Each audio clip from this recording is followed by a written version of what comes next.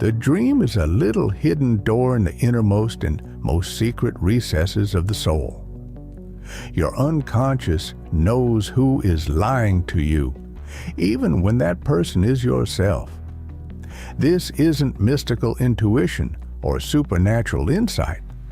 It's the natural function of your psychological system that registers information beneath the threshold of conscious awareness, perceiving patterns, inconsistencies, and subtle signals that your conscious mind either misses entirely or actively refuses to acknowledge. Tonight, we continue our exploration of Jung's revolutionary psychology by examining one of his most practical, yet often overlooked insights: the compensatory function of the unconscious and its expression through dreams. Building on our previous discussions of the shadow, projection, the curse of consciousness, the anima and animus, prophetic dreams, the inflated ego, collective psychology, happiness-seeking, and spiritual experience, we now turn to the unconscious as an internal warning system that can protect you from both external deception and internal self-delusion. What you'll discover may fundamentally change how you relate to your dreams and other unconscious communications. And by the end, you'll understand why Jung believed that those who develop genuine relationship with their unconscious gain a form of psychological immunity against manipulation and deception that others lack. An insight that has never been more relevant than in our current era of sophisticated misinformation and psychological manipulation. The compensatory function, your psychological balance system. To understand how the unconscious operates as a warning system, we must first grasp what Jung called its compensatory function, the natural tendency of the psyche to balance one-sided conscious attitudes through unconscious counterbalancing. Unlike Freud, who saw the unconscious primarily as a repository of repressed desires and painful memories, Jung recognized it as an intelligent system that actively responds to the conscious mind's limitations, blind spots, and distortions. The unconscious doesn't just store what consciousness rejects, it actively works to maintain psychological equilibrium by providing perspectives, information, and reactions that balance conscious one-sidedness. As Jung wrote in The Structure and Dynamics of the Psyche, the unconscious processes stand in a compensatory relation to the conscious mind. I expressly use the word compensatory and not the word contrary because conscious and unconscious are not necessarily in opposition to one another, but complement one another to form a totality, which is the self. This compensatory function operates continuously, not just during sleep. Throughout waking life, your unconscious registers information that your conscious mind either fails to notice or actively filters out because it contradicts your preferred beliefs, desires, or self-image. This information doesn't disappear. It accumulates in the unconscious, creating pressure that eventually finds expression through dreams, slips of the tongue, sudden intuitions, or synchronicities. The more one-sided or distorted your conscious position becomes, the more powerfully the unconscious pushes toward correction. As Jung noted in Dreams, the general function of dreams is to try to restore our psychological balance by producing dream material that reestablishes, in a subtle way, the total psychic equilibrium. This balancing act becomes particularly important when your conscious mind is engaged in self-deception or when others are attempting to manipulate you. In these situations, your conscious defenses may actively participate in maintaining illusions, but your unconscious continues to register contradictory information, creating a compensatory response that manifests most clearly through dreams. Consider Maria, who had convinced herself she was in love with a charismatic colleague despite numerous warning signs about his character. Her conscious mind rationalized his inconsistent behavior, ignored red flags, and maintained an idealized image of both him and their potential relationship. But her dreams told a different story, repeatedly depicting him as dangerous, disguised, or deceptive in various symbolic forms. As a wolf in sheep's clothing, as a house with a beautiful facade but rotting foundation, as a gift package containing something dead or decayed. These dreams weren't expressing arbitrary fears or random imagery. They were communicating compensatory information that her conscious mind refused to acknowledge. The unconscious registering of subtle cues about dishonesty, manipulation, and incongruence that her waking awareness either missed or actively suppressed to maintain her preferred narrative. Similarly, Robert entered a business partnership that seemed ideal on paper and aligned perfectly with his conscious goals. But almost immediately, he began having dreams of being led into traps, of signing contracts written in disappearing ink, and of building structures on unstable ground. These dreams emerged not from arbitrary anxiety, but from his unconscious processing of subtle inconsistencies in his partner's behavior and statements. Information his conscious excitement had overlooked, but his unconscious had carefully registered. This compensatory function operates not just regarding external relationships, but also concerning our own self-deceptions. When we maintain consciously idealized self-images that contradict our actual motivations or behaviors, the unconscious produces compensatory dreams that reveal these contradictions, often in uncomfortably clear symbolic language. As Jung wrote in Psychology and Religion, dreams may sometimes announce certain situations long before they actually happen. This is not necessarily a miracle or a form of precognition. Many crises in our lives have a long, unconscious history. We move toward them step by step, unaware of the dangers that are accumulating. But what we consciously fail to see is frequently perceived by our unconscious, which can pass the information on through dreams. In our next section, we'll explore how dreams specifically function as warning systems and why Jung considered dream interpretation essential for psychological protection. But first, consider this question. Have you experienced dreams that seem to warn you about situations your conscious mind was misperceiving? What happened when you either heeded or ignored these unconscious communications? Dream warnings. How your unconscious communicates danger. Dreams represent the most direct and consistent channel through which the unconscious delivers its compensatory warnings. Unlike waking intuitions, which can be easily dismissed or rationalized, dreams communicate through vivid imagery, emotional intensity, and symbolic narratives that bypass conscious defenses, delivering their messages whether we welcome them or not. Jung identified several specific patterns that indicate when dreams are functioning primarily as warning systems.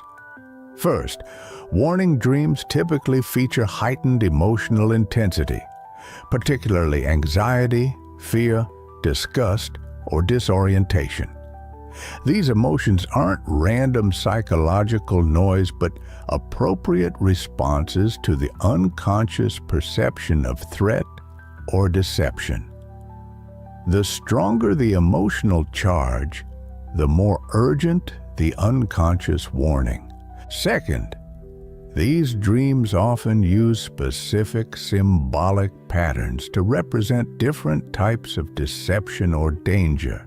Common examples include masks, disguises, or shape-shifting figures, representing hidden agendas or false personas, unstable structures, weak foundations, or collapsing buildings, symbolizing relationships or situations built on falsehoods, hidden predators, parasites, or invasive entities, depicting exploitation or manipulation, contaminated food or hidden poison, representing toxic influences being internalized unconsciously, being led into traps or maze-like structures with no exit, symbolizing manipulation or entrapment.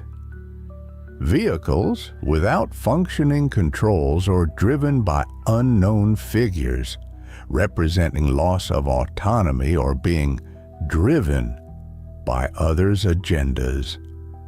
Third, warning dreams frequently feature what Jung called shadow figures, characters who embody disowned aspects of ourselves.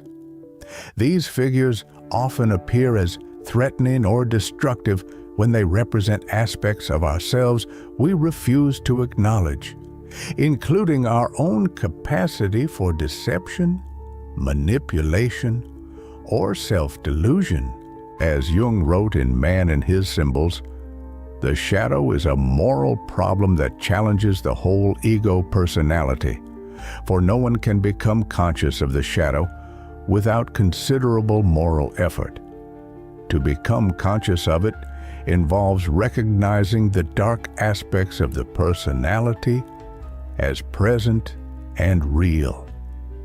When we're engaging in self-deception, shadow figures in dreams often mirror our own unacknowledged behaviors, showing us through projection what we refuse to see directly. If we're deceiving ourselves about our true motivations, dream figures may appear engaging in similar deception. If we're manipulating others while maintaining a conscious self-image of honesty, dream characters may attempt to manipulate us. Fourth, warning dreams commonly use spatial metaphors to communicate psychological distance from truth, placing us underground, in foggy environments, in mazes, or in settings where visibility is limited. These spatial representations aren't arbitrary, but symbolize our relationship to consciousness and clarity. What makes these warning dreams particularly valuable is their ability to communicate information we've registered unconsciously but haven't consciously processed. Research on nonverbal communication indicates that humans continuously perceive subtle facial expressions, voice tone fluctuations, micro-expressions, and behavioral inconsistencies that indicate deception. But this information often remains beneath the threshold of conscious recognition. Similarly, when engaging in self-deception, we typically exhibit internal contradictions between our conscious narratives and our actual feelings, behaviors, or motivations. These contradictions create psychological tension that the unconscious registers and communicates through dreams, even when our conscious mind actively maintains the deception. Consider James, who consulted Jung after experiencing recurring nightmares of being chased by a bull that could speak with a human voice. Through exploration, Jung helped him recognize that the bull represented his own suppressed anger and capacity for aggression, which he consciously denied while unconsciously expressing it in passive-aggressive ways that damaged his relationships. The dream was warning him about his own self-deception, his refusal to acknowledge his anger directly while allowing it to charge through his life destructively.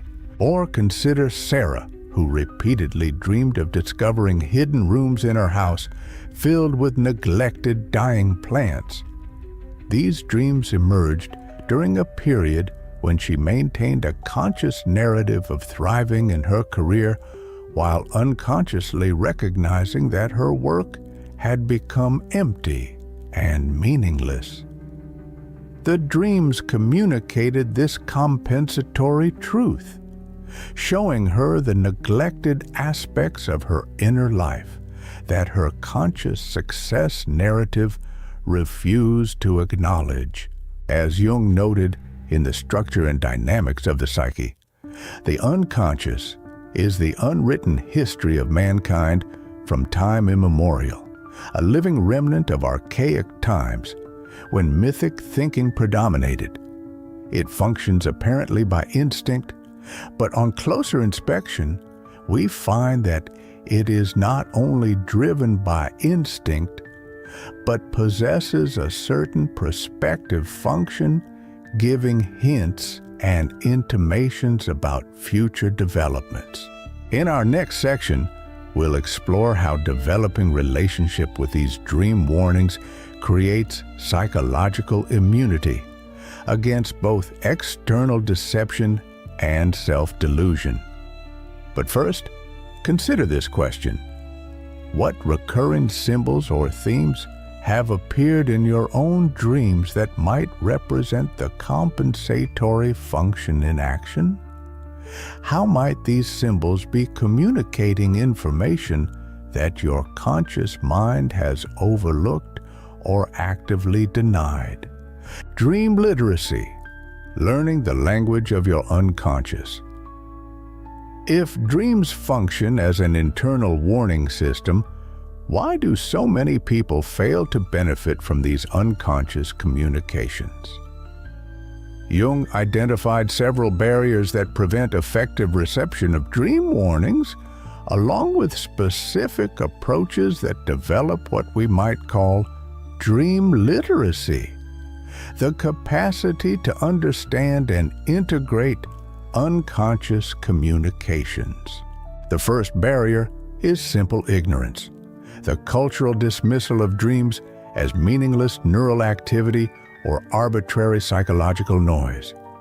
This dismissal creates what Jung called anthropological pessimism, the assumption that human psychological functioning is fundamentally chaotic rather than organized toward meaning and wholeness. When we assume dreams have no coherent communicative function, we never develop the attention necessary to perceive their patterns. As Jung wrote in Modern Man in Search of a Soul, dreams are impartial, spontaneous products of the unconscious psyche, outside the control of the will. They are pure nature. They show us the unvarnished, natural truth, and are therefore fitted, as nothing else is, to give us back an attitude that accords with our basic human nature when our consciousness has strayed too far from its foundations and run into an impasse. The second barrier is literal interpretation, the attempt to understand dreams at the object level rather than the symbolic level. Dreams communicate through symbolic imagery that requires decoding, not direct translation. The woman who dreams of a snake isn't necessarily dreaming about an actual reptile, but about what snakes symbolize in her personal and collective psychological context, which might range from hidden danger to transformation and renewal, depending on the dream's specific imagery and emotional tone. The third barrier is projective interpretation, imposing external systems of meaning onto dreams rather than allowing them to communicate their specific message. Whether through predetermined dream dictionaries, rigid Freudian sexual interpretations, or New Age oversimplifications, projective approaches drown out the dream's actual communication with preconceived interpretations. To develop genuine dream literacy, Jung proposed several specific approaches.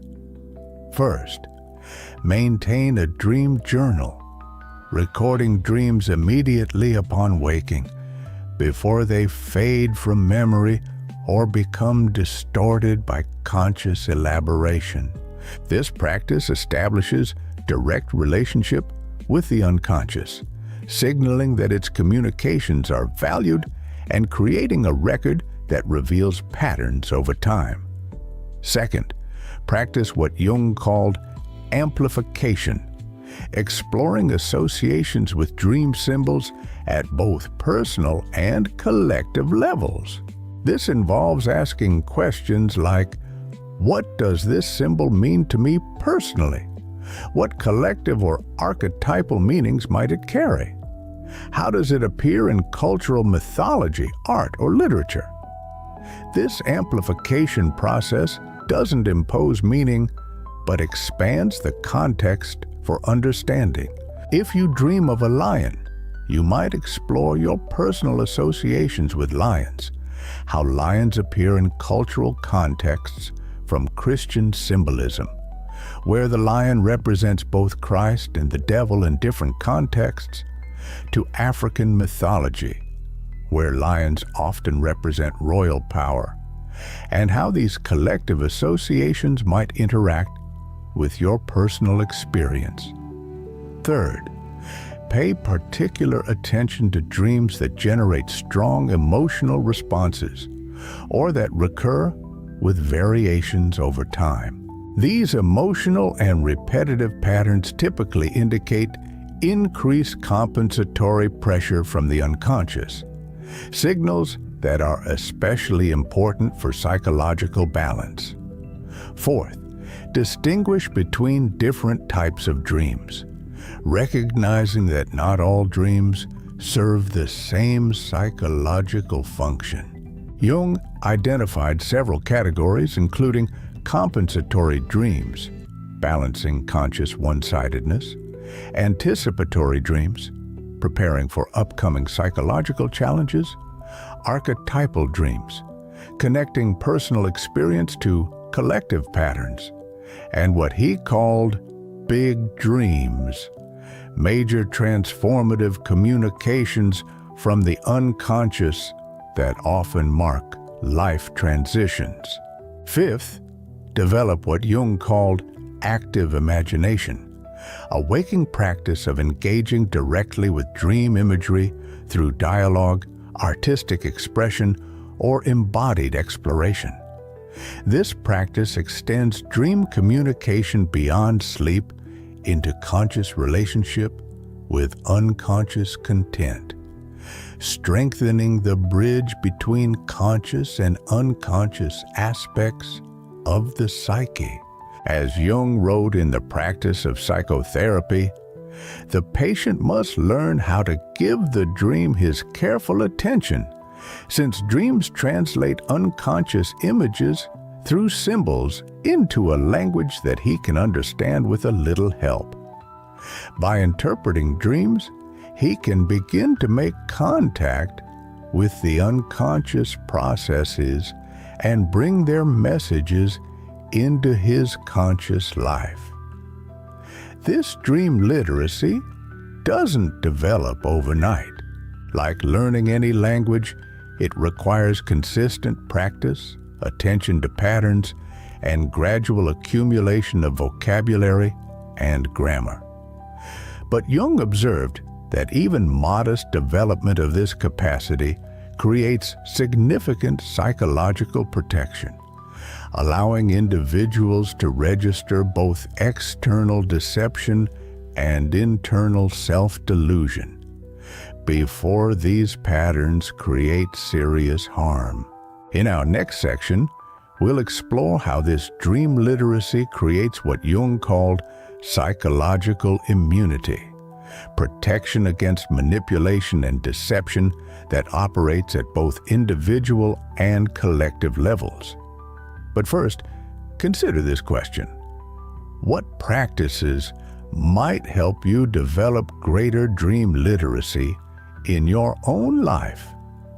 How might more conscious relationship with your dreams enhance your capacity to recognize truth from both external sources and within yourself?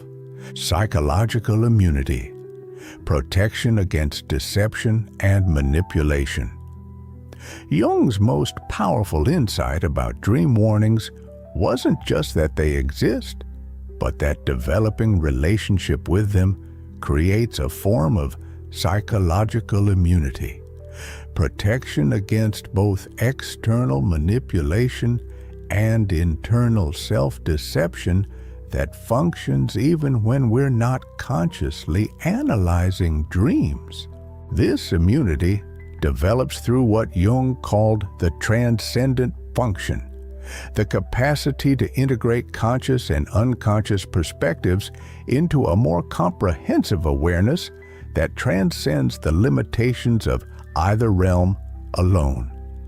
As this integration deepens, the communication between conscious and unconscious becomes more fluid, with unconscious perceptions increasingly available to conscious awareness, rather than emerging only through dreams or other indirect channels.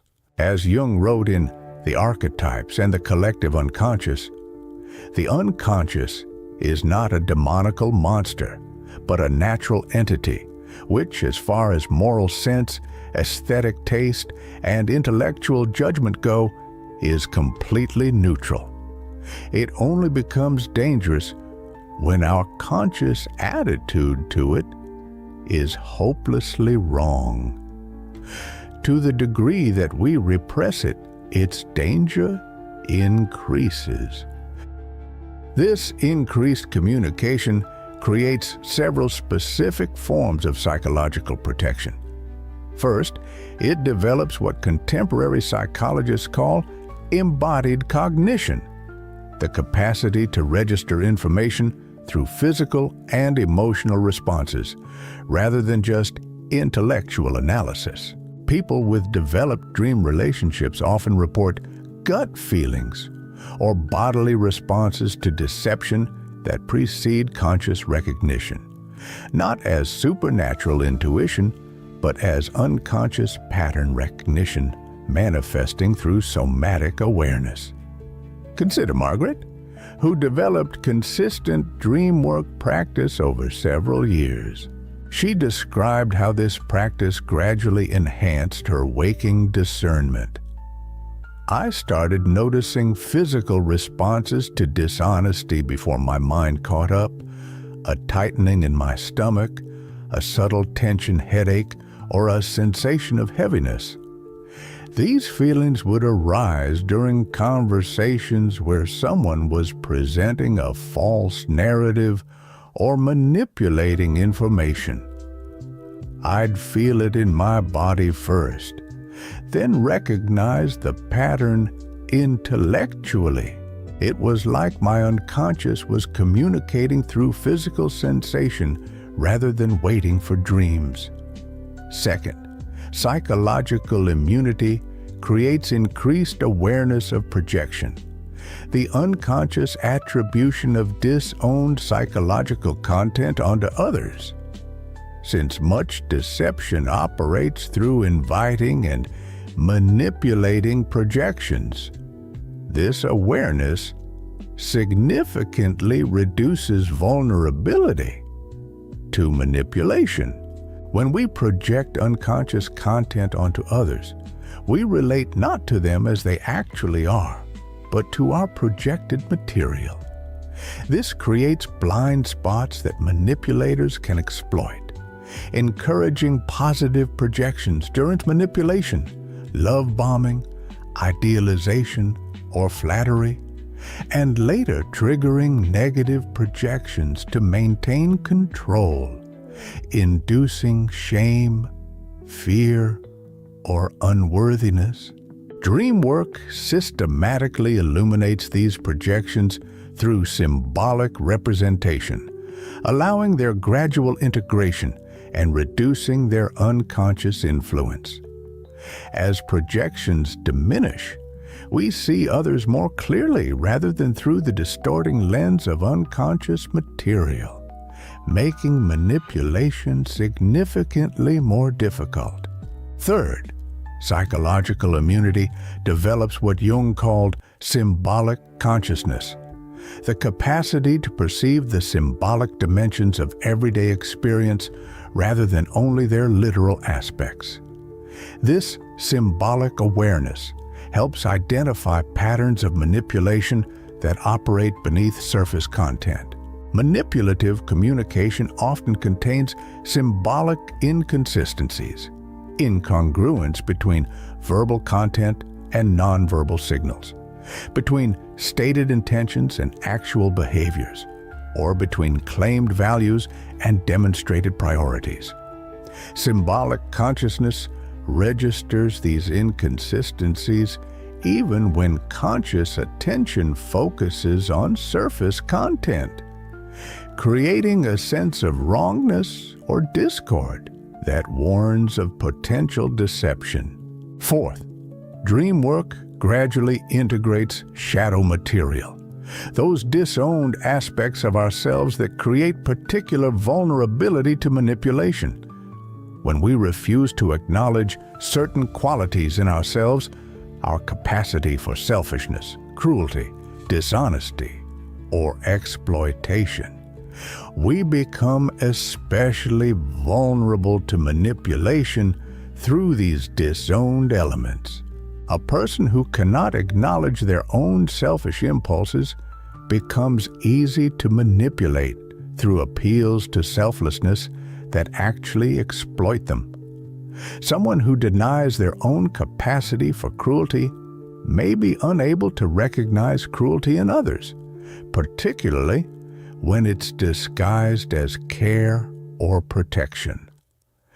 The shadow work facilitated through dream analysis progressively reduces these blind spots, closing doors that manipulators might otherwise use to gain psychological entry. As Jung noted in The Undiscovered Self, there can be no transforming of darkness into light and of apathy into movement without emotion. Dreams provide precisely the emotional engagement with unconscious content that facilitates this transformation, reducing vulnerability to manipulation through increased psychological wholeness. Finally, psychological immunity creates resistance to collective deception, those social narratives, ideologies, or movements that exploit collective unconscious content to manipulate groups rather than just individuals.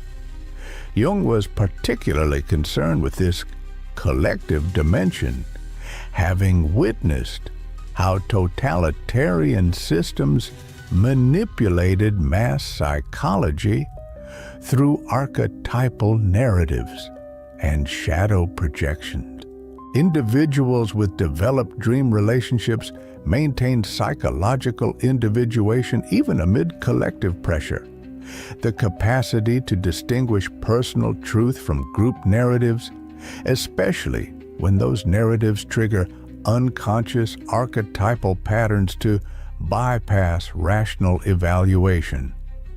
This doesn't create immunity to all social influence, but it establishes inner reference points that help maintain orientation amid deliberate manipulation of collective psychology.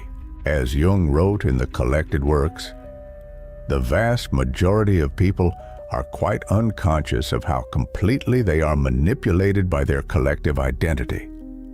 Modern man thinks he is entirely independent and free to make up his mind, but he is, in fact, at the mercy of his cultural prejudices, his complexes, and the archetypes in his unconscious. This insight has never been more relevant than in our current era of sophisticated psychological manipulation through digital media, political polarization, and algorithmic curation of information.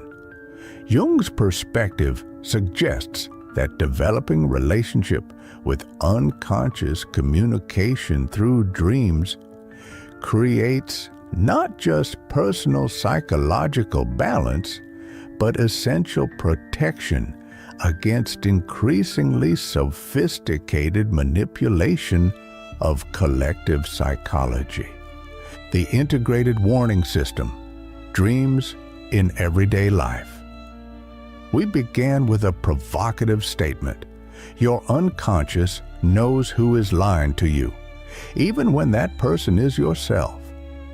We've explored Jung's understanding of the compensatory function of the unconscious, how dreams specifically operate as warning systems, approaches to developing dream literacy, and how this creates psychological immunity against deception and manipulation. Now, we arrive at his most practical insight, how this understanding transforms our relationship with unconscious communication in everyday life. Jung's ultimate vision wasn't occasional interpretation of specific dreams, but the development of ongoing dialogue between conscious and unconscious dimensions of the psyche, what he called the process of individuation. This dialogue gradually integrates the warning system function into daily awareness, creating continuous feedback between conscious perception and unconscious processing, rather than separate channels of information.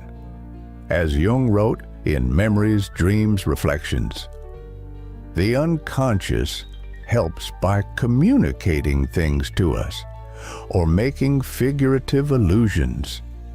It has other ways, too, of informing us of things which, by all logic, we could not possibly know.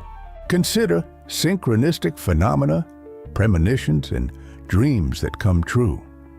This integrated warning system manifests in several practical ways that enhance psychological discernment.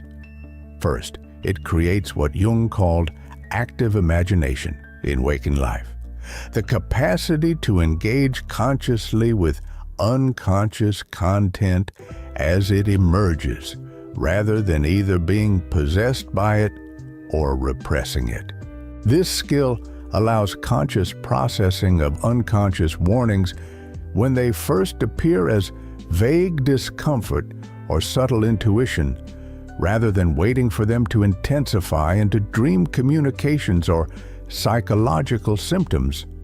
Second, it develops heightened attention to synchronicities, meaningful coincidences that Jung believed represented another channel of unconscious communication.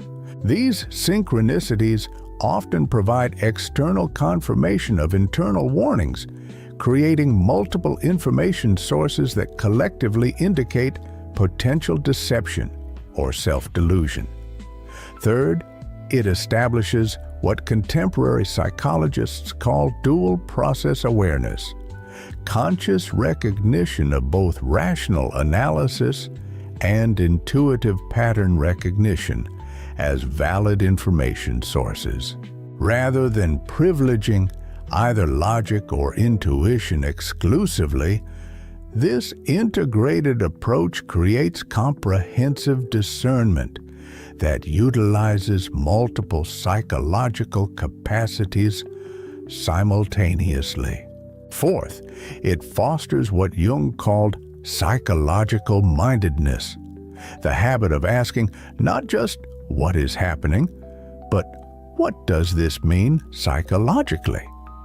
This perspective identifies the psychological patterns behind surface events, recognizing manipulation strategies, unconscious motivations, and systemic deceptions that might otherwise remain invisible. Finally, it develops genuine humility about our capacity for self-deception, recognition that our conscious narratives often serve psychological purposes beyond factual accuracy.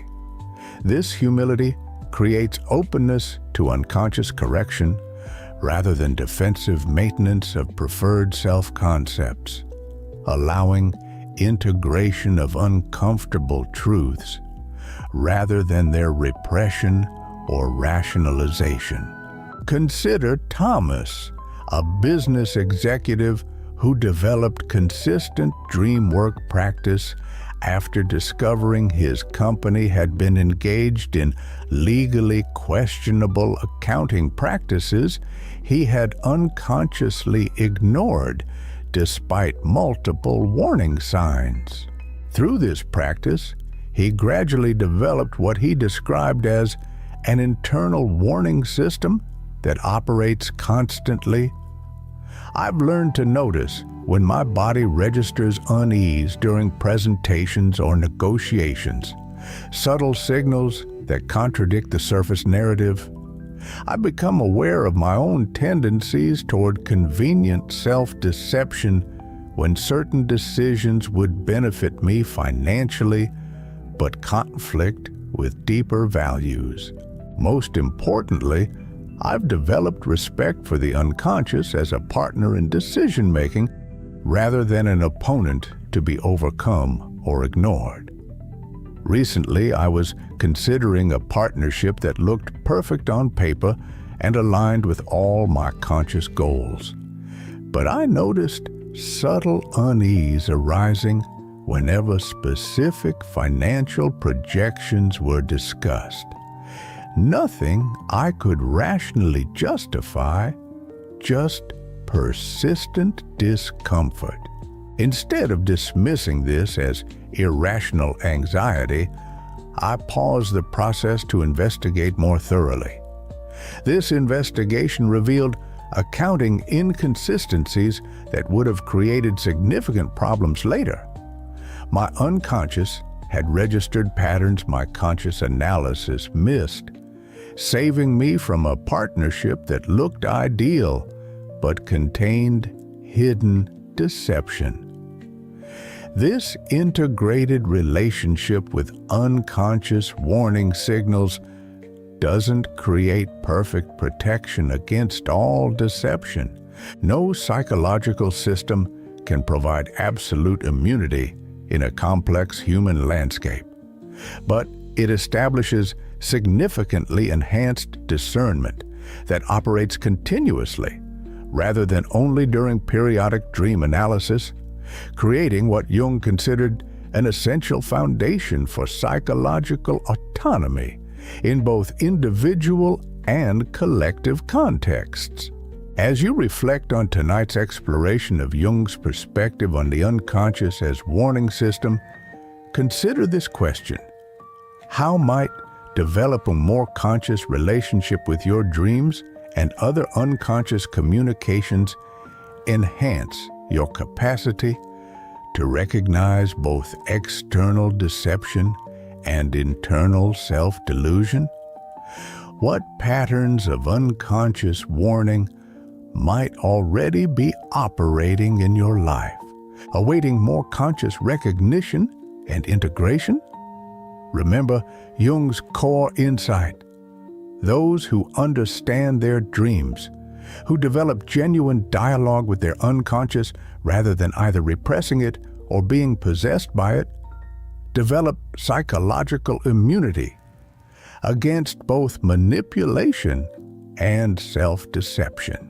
This immunity doesn't operate through supernatural intuition or mystical insight, but through the natural integration of conscious and unconscious aspects of the psyche into a more complete awareness that perceives what either dimension alone might miss.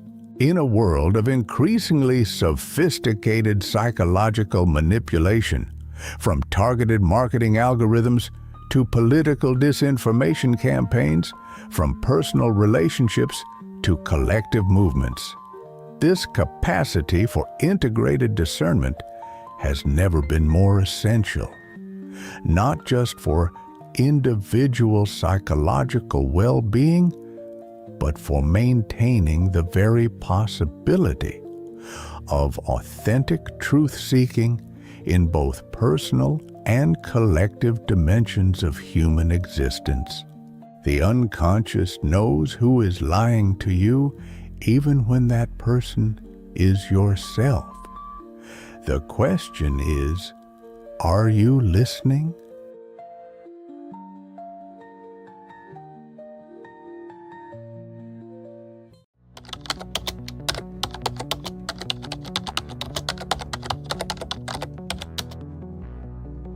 Have you ever had a dream that seemed to predict a future event with uncanny accuracy?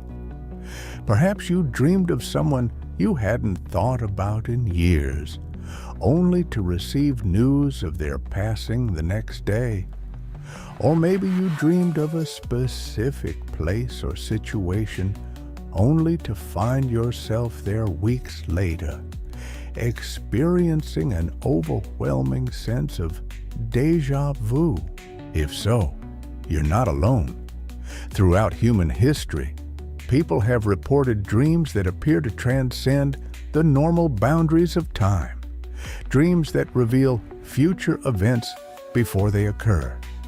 Tonight, we continue our exploration of Jung's revolutionary psychology by venturing into one of its most mysterious territories, the phenomenon of prophetic dreams. Building on our previous discussions of the shadow, projection, the curse of consciousness, and the anima, we now turn to something that challenges our very understanding of reality itself. What I'm about to share might fundamentally alter how you think about time, consciousness, and the nature of your own mind.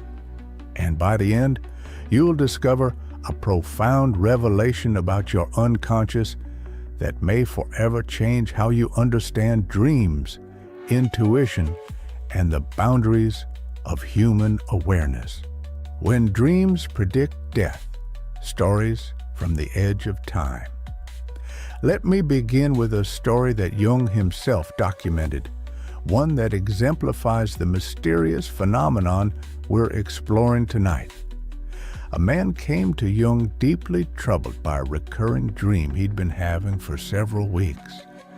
In this dream, he was driving along a coastal cliff road when his car veered off the edge, plunging toward the rocks below. Each time, he would awaken just before impact, shaken by how vivid and consistent the dream remained. Jung explored the symbolic dimensions of the dream with his patient, noting elements that seemed to reflect inner psychological tensions. He advised the man to pay attention to these symbolic aspects and to approach driving with extra caution. Despite these precautions, 3 weeks later, the man was killed when his car went off a cliff road in precisely the manner his dream had depicted. This is far from an isolated case. Throughout his clinical practice, Jung collected numerous accounts of dreams that appeared to foretell future events with remarkable specificity, particularly dreams concerning death. Consider the case of Abraham Lincoln, who reportedly dreamed of his own assassination just days before it occurred. In his dream, Lincoln wandered through the White House, hearing sounds of weeping, until he encountered a corpse laid out in state. When he asked a guard who had died, the reply came, "The President." Or consider the well-documented case of 19 dreams collected by the British Society for Psychical Research, all from different individuals who dreamed of the Aberfan disaster, a catastrophic collapse of a coal waste tip that killed 116 Welsh school children before it happened. Some of these dreams occurred days before the event, with details matching the actual tragedy with uncanny precision. Mainstream psychology typically dismisses such accounts as coincidence, selective memory, or retrospective fabrication. But Jung took them seriously, recognizing patterns that couldn't be explained away by conventional theories of mind. What makes these prophetic dreams particularly compelling is their distinctive quality. Unlike ordinary dreams, which tend to feel fragmented and symbolic, dreams with apparent precognitive elements often have a distinctive clarity and emotional intensity. They create what Jung called a numinous impression, a sense of encountering something beyond ordinary experience that leaves a powerful psychological impact. People who experience such dreams frequently report that they feel different from regular dreams, more vivid, more coherent, and accompanied by a sense of significance that persists upon waking. It's as if some deeper part of the psyche is flagging the experience as important, demanding conscious attention. But how could dreams possibly reveal events that haven't yet occurred? Is precognition actually possible, or is something else happening? To answer these questions, we need to explore Jung's revolutionary understanding of the unconscious and its relationship to time. In our next section, we'll delve into Jung's concept of the collective unconscious, a dimension of mind that transcends individual experience and operates by different rules than ordinary consciousness. But first, consider this. Have you ever experienced a dream that seemed to predict a future event? What qualities made it different from your ordinary dreams? Beyond personal memory, the collective unconscious. To understand Jung's perspective on prophetic dreams, we must first grasp his revolutionary concept of the unconscious, which differs dramatically from the Freudian model still popular in mainstream thinking.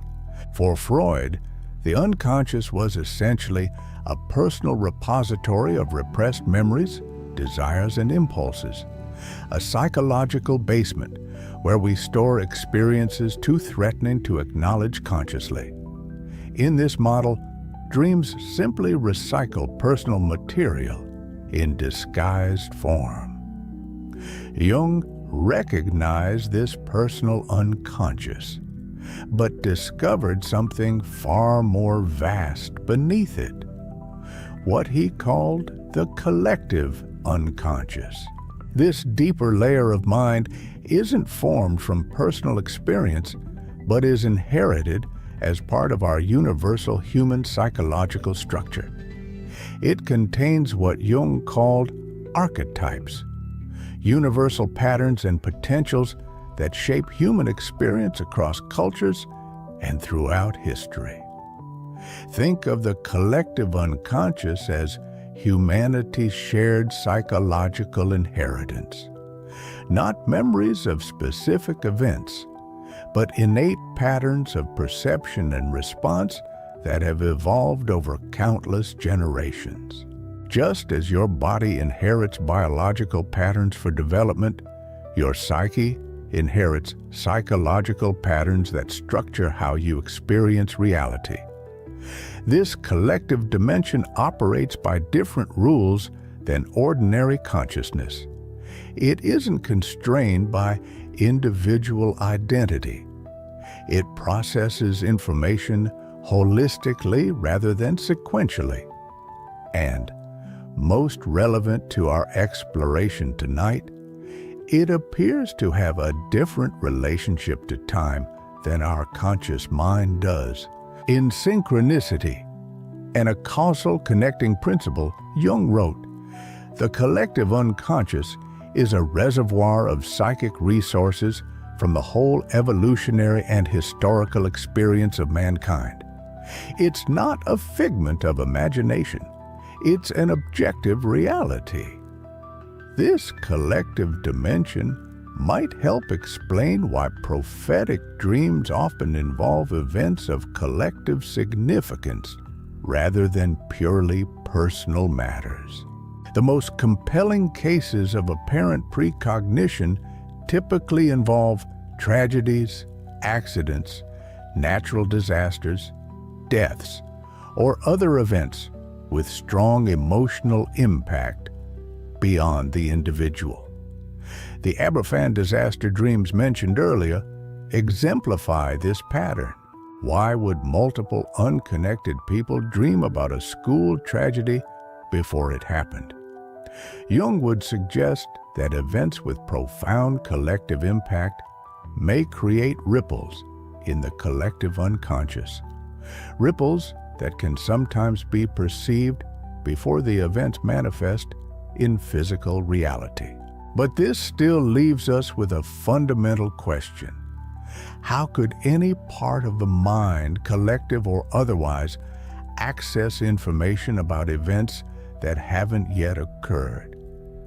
To address this, we need to explore Jung's radical understanding of time itself, a perspective that challenges our conventional assumptions about past, present, and future.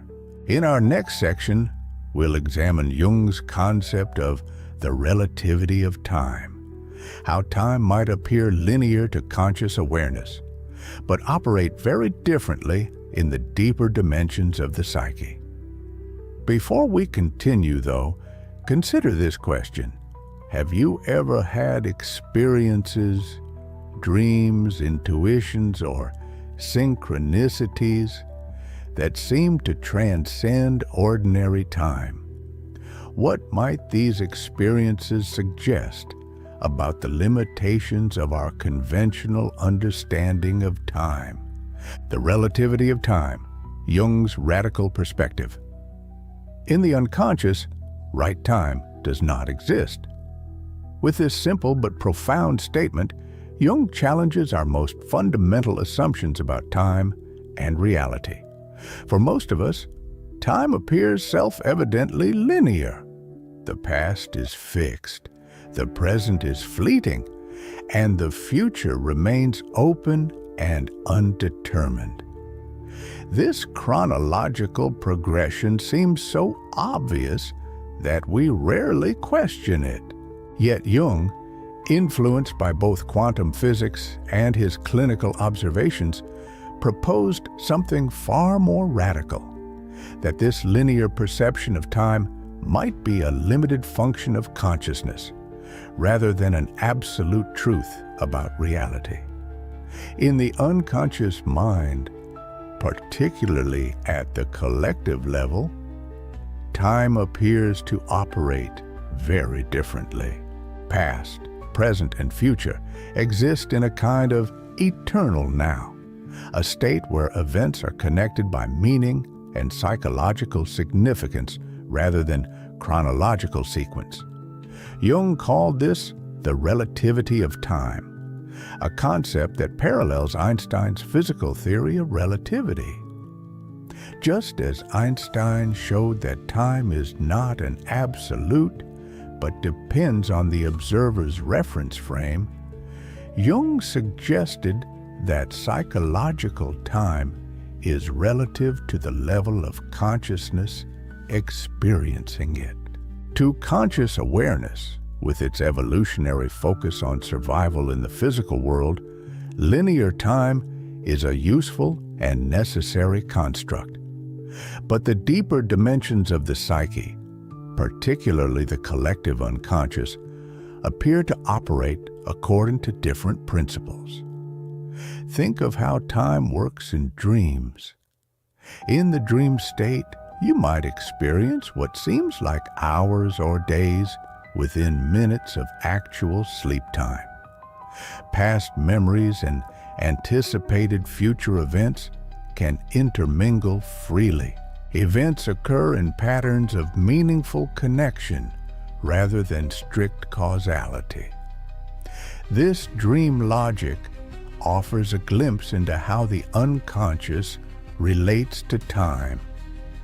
Jung noted striking parallels between this understanding and the emerging physics of his era, as quantum mechanics revealed the strange behavior of particles at the subatomic level, where causality becomes probabilistic and observation changes outcomes.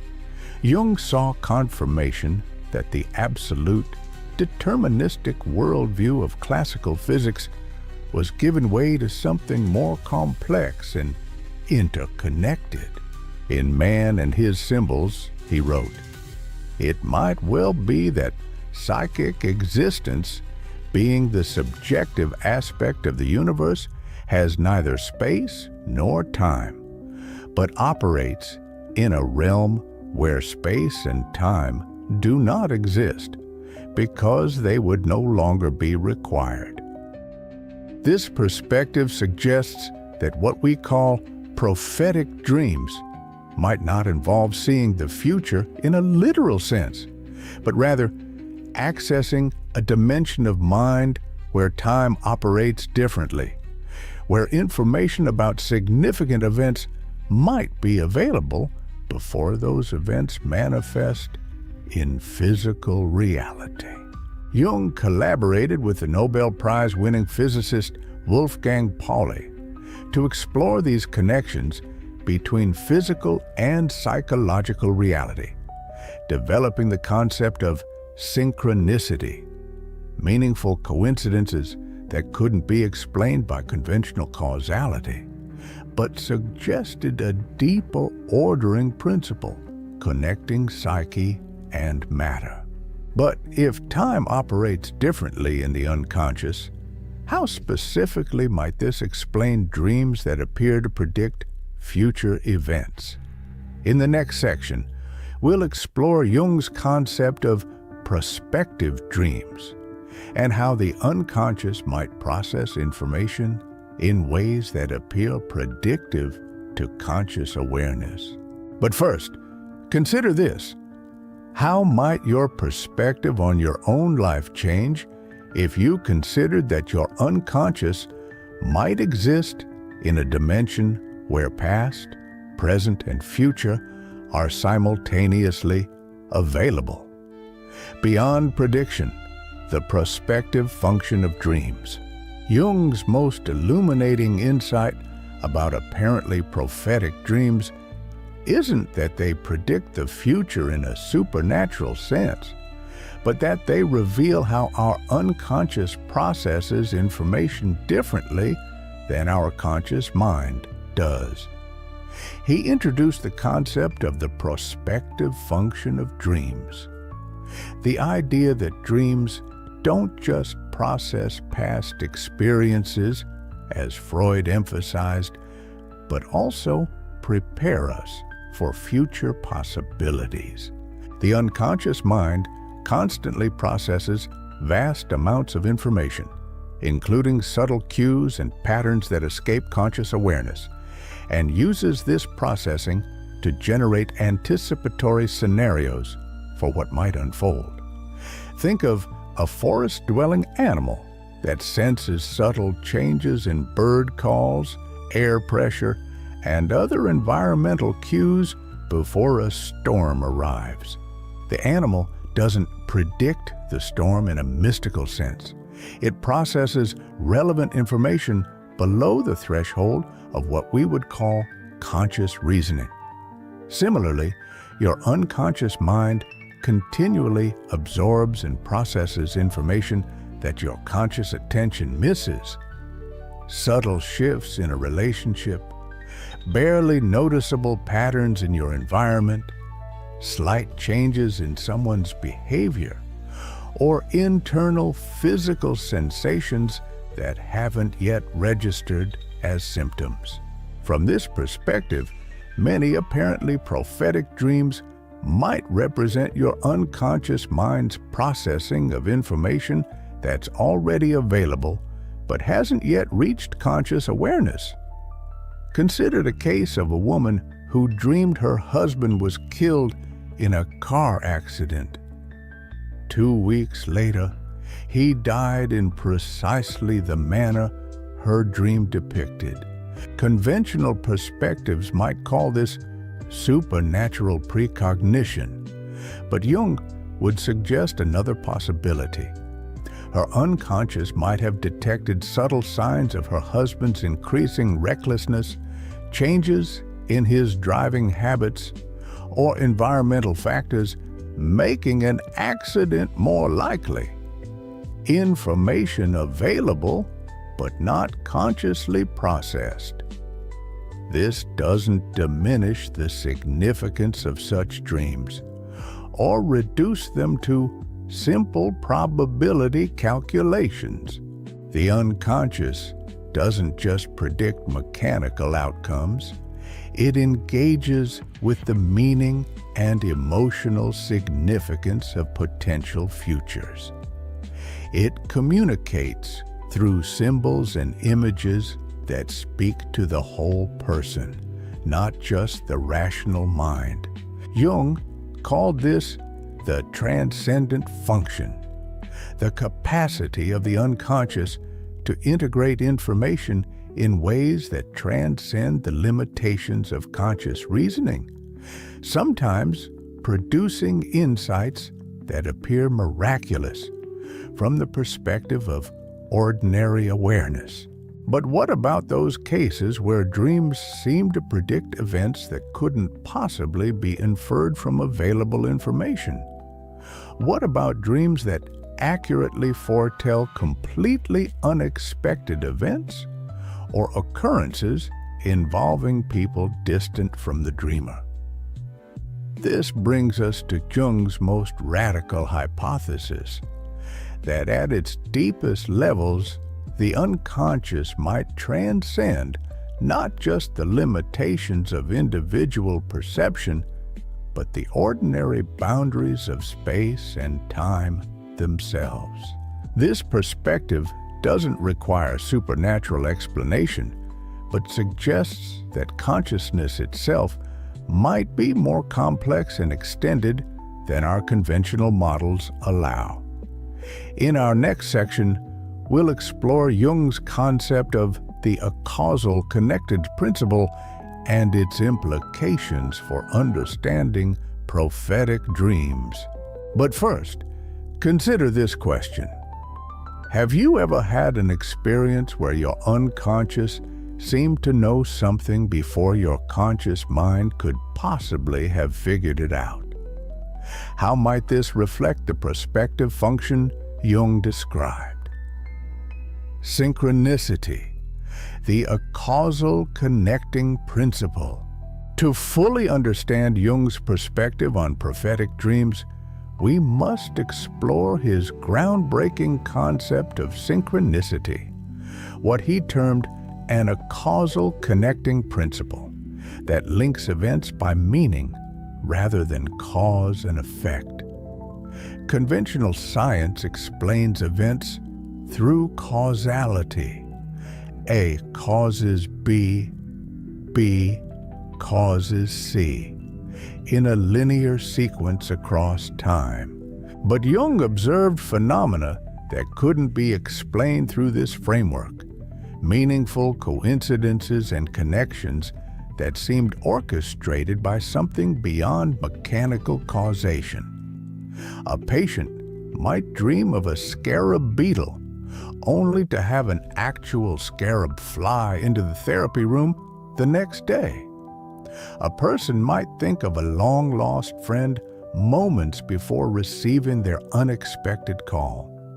Or, most relevant to our discussion, someone might dream of an event before it occurs in physical reality. Jung proposed that alongside causality exists another organizing principle, synchronicity, which connects events not by cause and effect, but by meaning and significance. In this framework, events can be linked because they share meaning within what Jung called the unus mundus, or unified world, the underlying reality where psyche and matter are not separate, but aspects of the same whole. This concept parallels developments in quantum physics, where phenomena like quantum entanglement suggest that particles once connected remain in communication regardless of spatial separation. As physicist David Bohm, who developed the concept of implicate order, later put it, "The universe may be an undivided whole with a deeper order, from which our perception of separate objects and linear time emerges."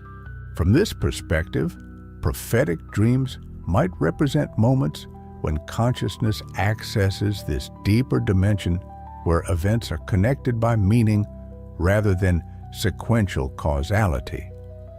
The dreaming mind might momentarily transcend the limitations of individual identity and linear time, participating in what philosopher Henry Bergson called duration, the continuous flow of reality beyond our artificial divisions of past, present, and future. Think of reality as a vast tapestry. Ordinary consciousness looks at the tapestry through a tiny slit, seeing only a narrow strip at any moment, what we call the present. But the unconscious, especially at its collective depths, might sometimes glimpse larger patterns in the tapestry, including sections that haven't yet passed through the slit of conscious awareness. This doesn't mean the future is predetermined in a fatalistic sense. Rather, it suggests that potentials and probabilities exist in a field of possibilities, some of which may register in the unconscious before they manifest in physical reality, particularly when they carry strong emotional or archetypal significance. Jung documented numerous cases where dreams appeared to access information beyond what could be explained by personal knowledge or inference. A woman dreams of an accident happening to a loved one in a distant location. A man dreams of a natural disaster that subsequently occurs exactly as envisioned. A child dreams of a grandparent's death before any signs of illness were apparent.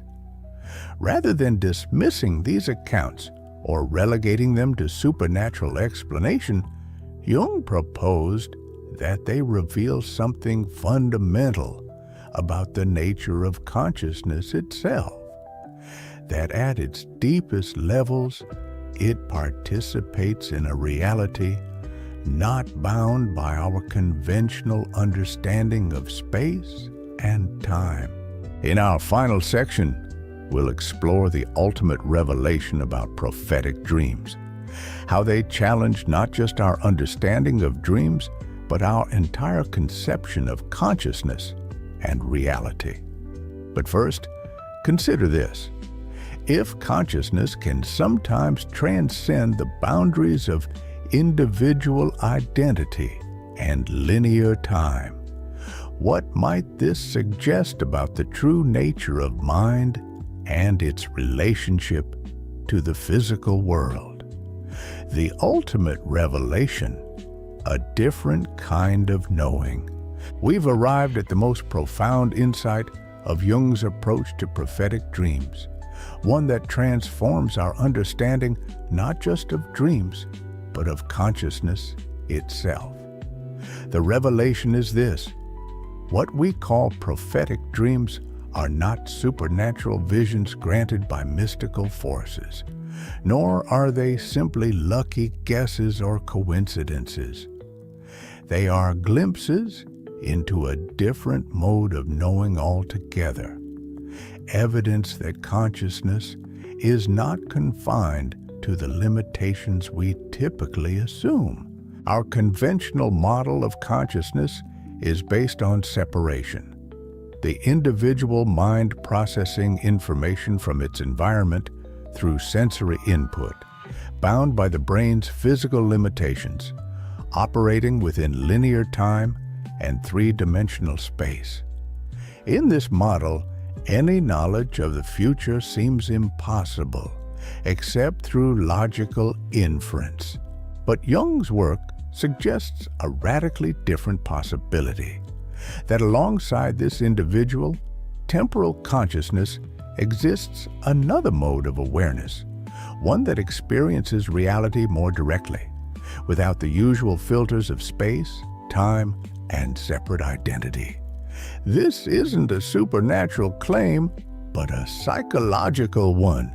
It suggests that what we call individual consciousness might be more accurately understood as a localized expression of a larger field of awareness, like a wave on the ocean, distinct in form but not separate from the water that constitutes it. From this perspective, prophetic dreams don't predict the future. They experience it from a different relationship to time. They don't violate causality. They operate according to different organizing principles altogether. They don't represent supernatural powers. They reveal natural capacities of consciousness we've largely forgotten or never developed. The unconscious doesn't know you'll die before you do, in the sense of making predictions. Rather, it exists in a relationship to time where distinctions between past, present, and future are more fluid than in ordinary consciousness. It experiences reality more directly, without the filtering mechanisms that create our sense of linear time. This understanding invites a profound shift in how we relate to dreams, intuitions, and the signals from our deeper consciousness. Rather than dismissing experiences that don't fit our conventional framework as imagination or coincidence, we might recognize them as glimpses into dimensions of reality our ordinary awareness can't access. Dreams with apparent precognitive elements invite us to expand our conception of what consciousness is and how it relates to the physical world.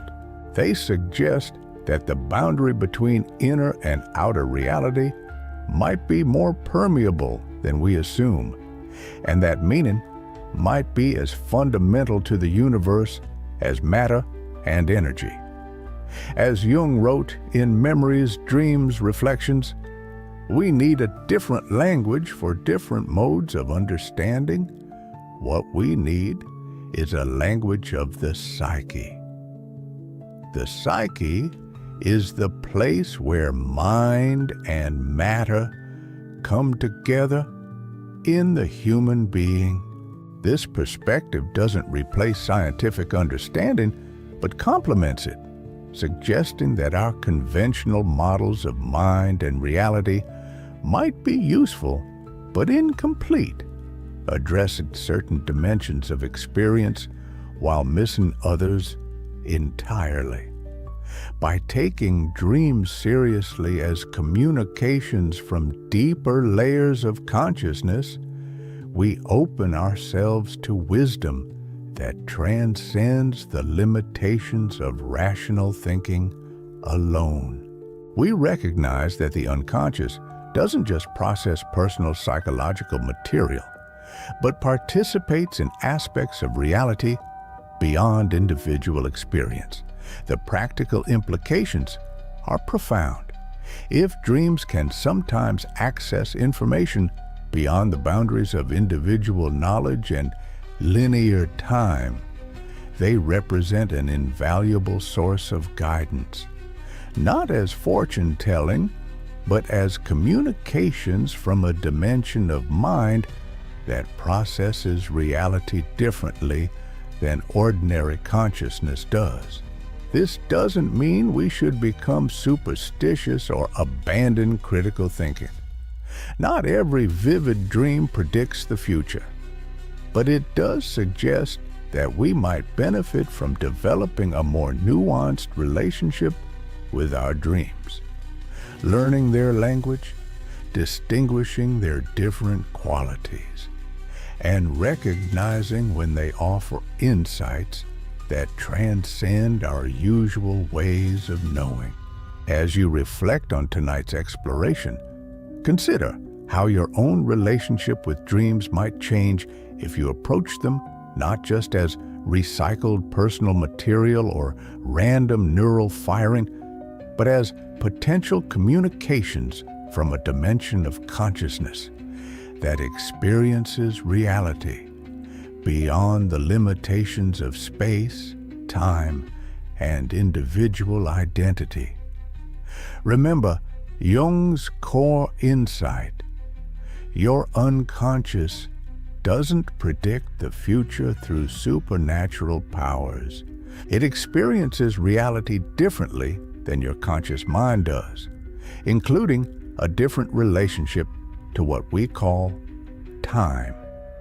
The wisdom it offers through dreams isn't fortune-telling, but a glimpse into a more complete understanding of reality itself.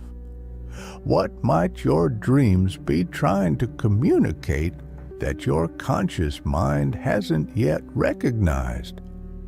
And how might your life change if you developed a deeper relationship with this different way of knowing?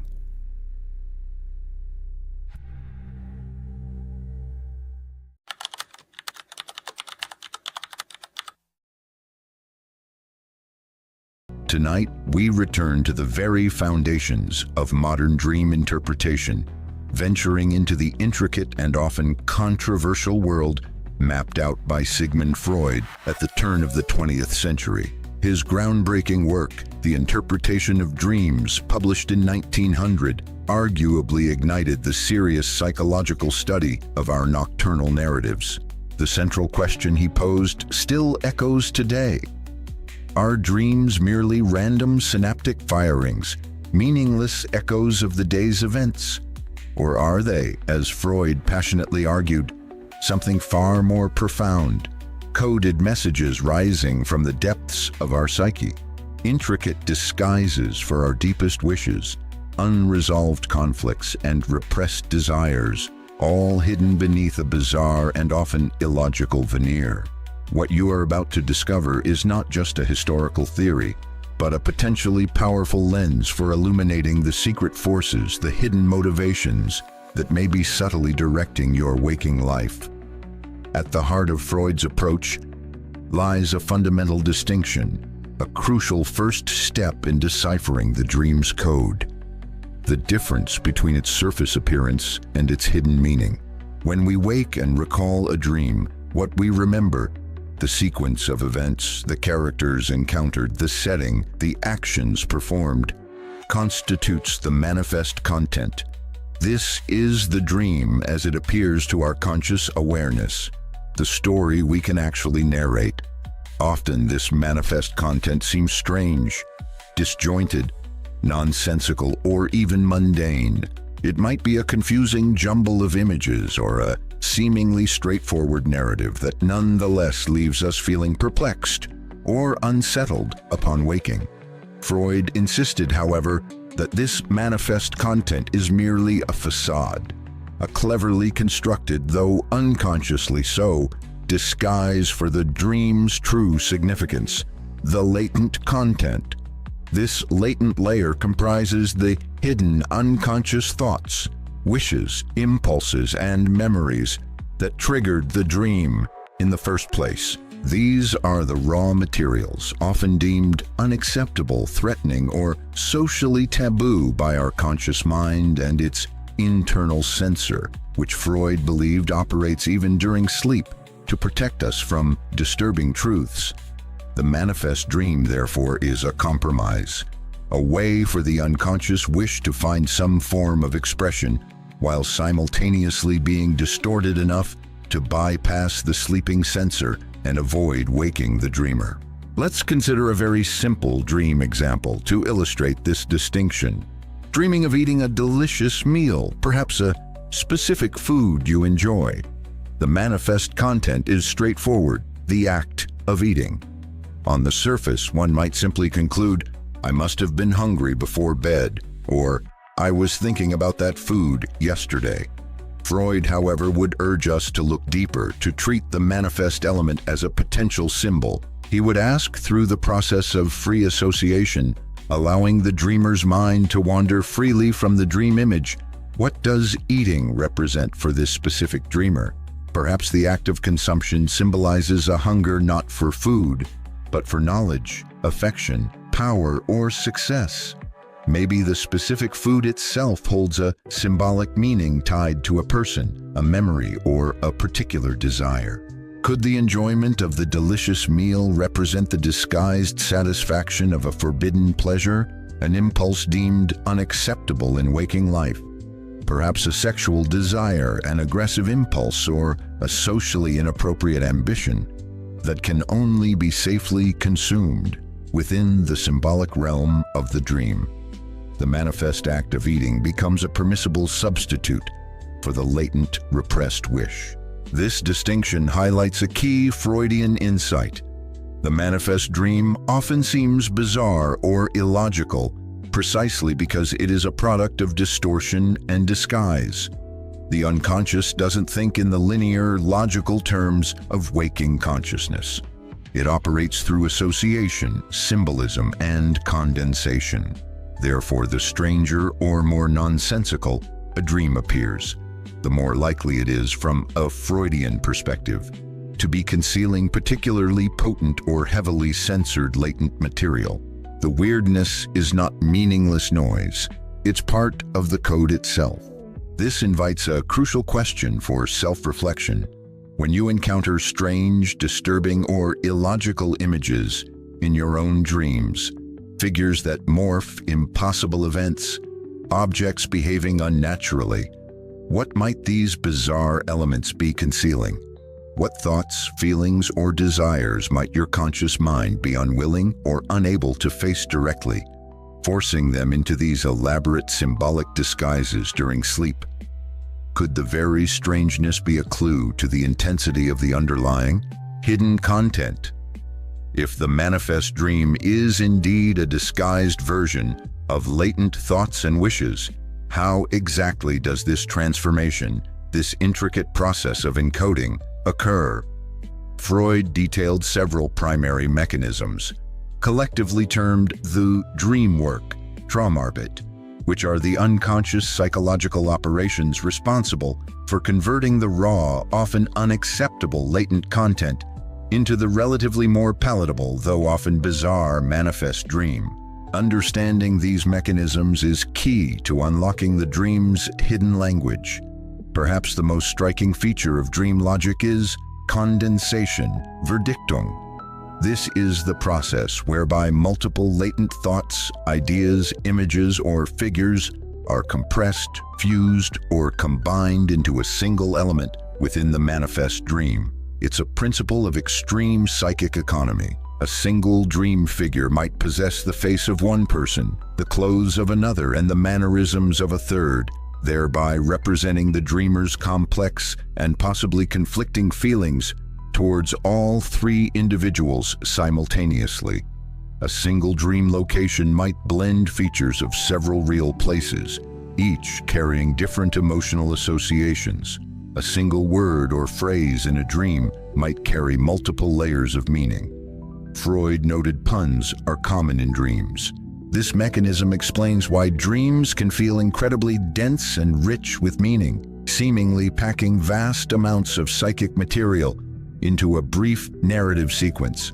It also accounts for the creation of those strange composite figures and surreal objects that defy waking logic. They are nodal points where multiple associative chains intersect. Another crucial mechanism is displacement, Verschiebung. While condensation compresses meaning, displacement shifts emotional significance. The psychic intensity or emotional charge attached to a highly significant but perhaps threatening or unacceptable latent element is detached from its original source and transferred onto a seemingly trivial, unimportant, or neutral element in the manifest dream. The feeling remains potent, but its apparent object within the dream is altered, making it less threatening or obvious. For example, intense anger towards a parent might be displaced in a dream onto anger towards an insignificant object or a minor annoyance. Deep anxiety about a major life decision might manifest as intense worry about losing one's keys or missing a train. The seemingly peripheral detail that evokes a strong emotional reaction in the dreamer is often, according to Freud, the key element where significant latent meaning has been displaced. This mechanism is crucial for disguise, as it allows powerful emotions connected to repressed wishes to be experienced without revealing their true, potentially disturbing source. It explains why the emotional tone of a dream can sometimes feel strangely inappropriate or disproportionate to the manifest events. Furthermore, the dream work heavily relies on symbolization, symbolic, Darstellung durch Symbol. This refers to the translation of abstract latent thoughts, desires, conflicts, or ideas into concrete, often visual imagery in the manifest dream.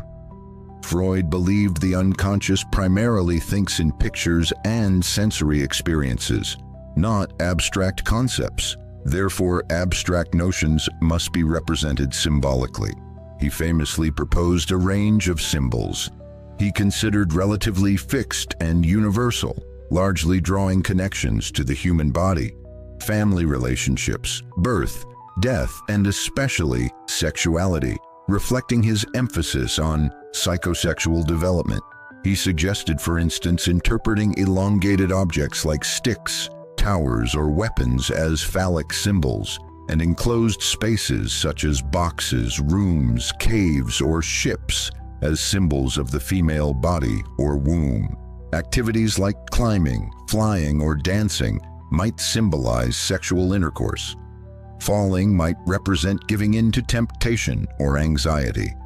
While contemporary psychoanalysis is far less rigid about assuming fixed universal meanings for symbols, emphasizing instead the dreamer's personal associations and cultural context, the core principle remains influential. Abstract concerns do find concrete, often metaphorical, representation in dreams. Feeling vulnerable might be symbolized by dreaming of nakedness. Guilt might appear as being pursued or committing a crime. A search for identity might manifest as looking in mirrors or wearing masks. Dreams utilize the tangible to express the intangible. Do you notice recurring symbols, images, or figures in your dreams? Considering the principle of symbolization, what abstract ideas or feelings might these concrete images represent for you? Finally, there is the process of secondary revision, Sekundärbearbeitung. This is the final stage of the dream work, occurring closer to consciousness, perhaps as the dreamer begins to wake. It represents an attempt by the more rational parts of the mind, the ego, to impose some order, coherence, and narrative structure onto the often chaotic and illogical products of condensation, displacement, and symbolization. Secondary revision smooths over contradictions, fills in gaps, establishes plausible, though often superficial, causal links, and generally makes the dream more story-like and easier to remember and recount.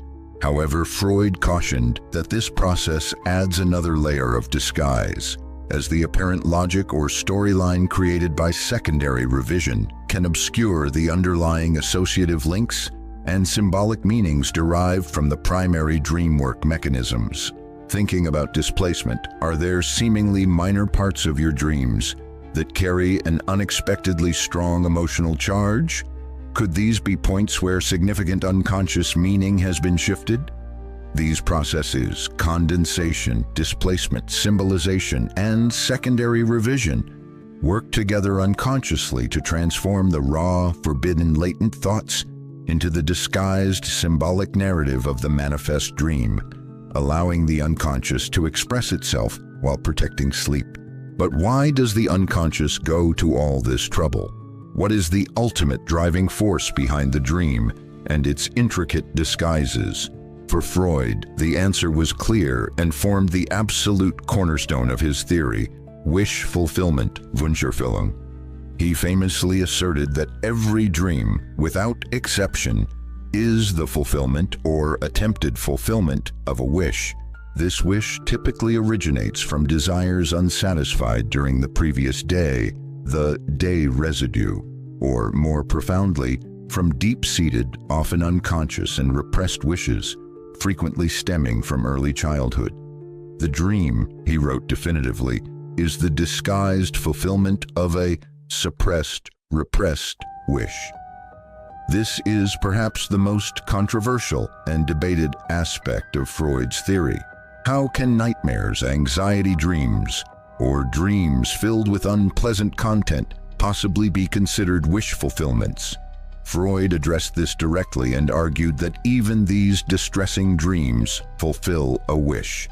The wish itself, however, might be one that is so forbidden or threatening that its disguised emergence still generates anxiety, guilt, or fear in the dreamer. The negative emotion is part of the conflict surrounding the wish itself. Alternatively, the unpleasant content might represent the fulfillment of a wish for punishment, stemming from unconscious guilt feelings, a masochistic tendency. He even noted that sometimes the unpleasant dream might fulfill a wish related to the analysis itself, such as the wish to prove the psychoanalytic theory wrong by having a non-wish fulfilling dream, a form of resistance he observed in patients. He often pointed to the dreams of children, which he believed frequently showed simple, undisguised wish fulfillment, dreaming of toys they wanted, food they were denied, or activities they enjoyed. In adults, however, due to layers of repression and the complexity of the psyche, the wish fulfillment is almost always disguised by the dream work. Crucially, Freud believed the most powerful and persistent wishes driving dream formation originated in infancy and early childhood, particularly those related to psychosexual development and the Oedipus complex. He theorized that innate drives, primarily libido, his term for psychic sexual energy, and later aggression, constantly seek expression. Early experiences related to feeding, toilet training, burgeoning genital awareness, and relationships with parents involving love, rivalry, jealousy, fear, create powerful desires and conflicts. Those wishes and conflicts that cannot be adequately resolved or integrated are repressed into the unconscious, but remain dynamically active, constantly seeking an outlet. Dreams provide a primary outlet for these enduring, often primitive, infantile wishes to achieve a disguised form of satisfaction when the conscious ego's defenses are lowered during sleep. The specific dream content might draw on recent events, the day residue, but the underlying energy, the driving wish, often traces back to these foundational, unresolved childhood themes, according to classical Freudian theory. This perspective invites yet another reflective question. Even when considering dreams that leave you feeling anxious, sad, or disturbed, Could there be an underlying, perhaps deeply hidden or even paradoxical, wish seeking some form of satisfaction? Could the anxiety itself be a reaction to the disguised emergence of a forbidden desire? Could the unpleasantness fulfill a need for self-punishment or represent the difficult struggle involved in confronting a repressed truth? Exploring this possibility, however challenging, is central to the Freudian approach to dream interpretation. Sigmund Freud, through his meticulous and revolutionary work on dreams, effectively opened a door, a royal road, into the vast and often hidden territory of the unconscious mind. He presented dreams not as random neurological static or mere reflections of daily life, but as profoundly meaningful, intricately constructed messages from the deepest parts of ourselves.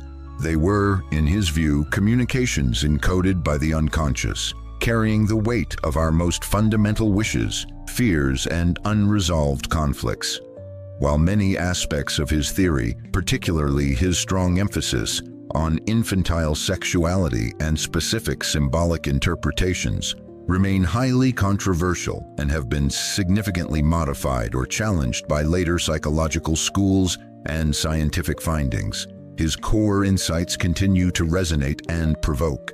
Freud's work forces us to confront the unsettling possibility that our conscious awareness represents only the tip of the psychic iceberg, and that our most powerful motivations, desires, and conflicts often operate beyond our direct knowledge and control, shaping our thoughts, feelings, and behaviors in ways we may not recognize. The ultimate revelation embedded in Freud's dream theory is this: dreams are not meaningless. They speak truths, albeit often in a disguised and symbolic language, about the desires, drives, and conflicts that we fear to acknowledge consciously. They are windows, however distorted, into the hidden dynamics of our inner world.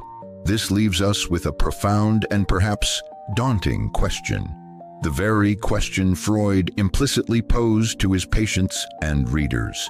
Do you dare to listen to the language of your own buried desires? Are you willing to engage with the strange, sometimes disturbing narratives that unfold in your sleep? Not as nonsense, but as potential communications from the hidden depths of your own being. Engaging with dreams through a Freudian lens means undertaking a journey of psychological archaeology, carefully excavating the layers of disguise laid down by the dream work to uncover the latent wishes beneath. It requires courage to face potentially uncomfortable truths about oneself, about repressed anger, forbidden desires, unresolved childhood issues, or hidden ambitions. We often explore the intricate landscapes of the human mind and the theories that attempt to map them. If delving into these depths, like our exploration of Freud's dream theory tonight, sparks your curiosity, consider subscribing to continue the journey with us. We're also keen to hear your thoughts and experiences. Does Freud's idea of dreams as disguised wishes resonate with you, or does it seem far-fetched? Share your perspective in the comments below. Ultimately, the invitation Freud extended through his work on dreams remains open.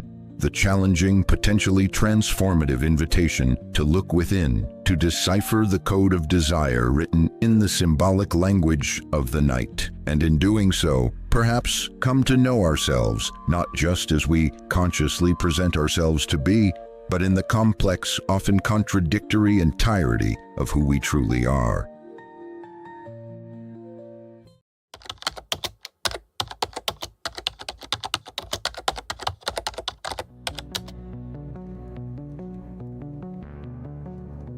The dead have more to teach you than the living. This statement might sound like mystical superstition or morbid fascination, but it actually represents one of Carl Jung's most profound, yet often overlooked, psychological insights.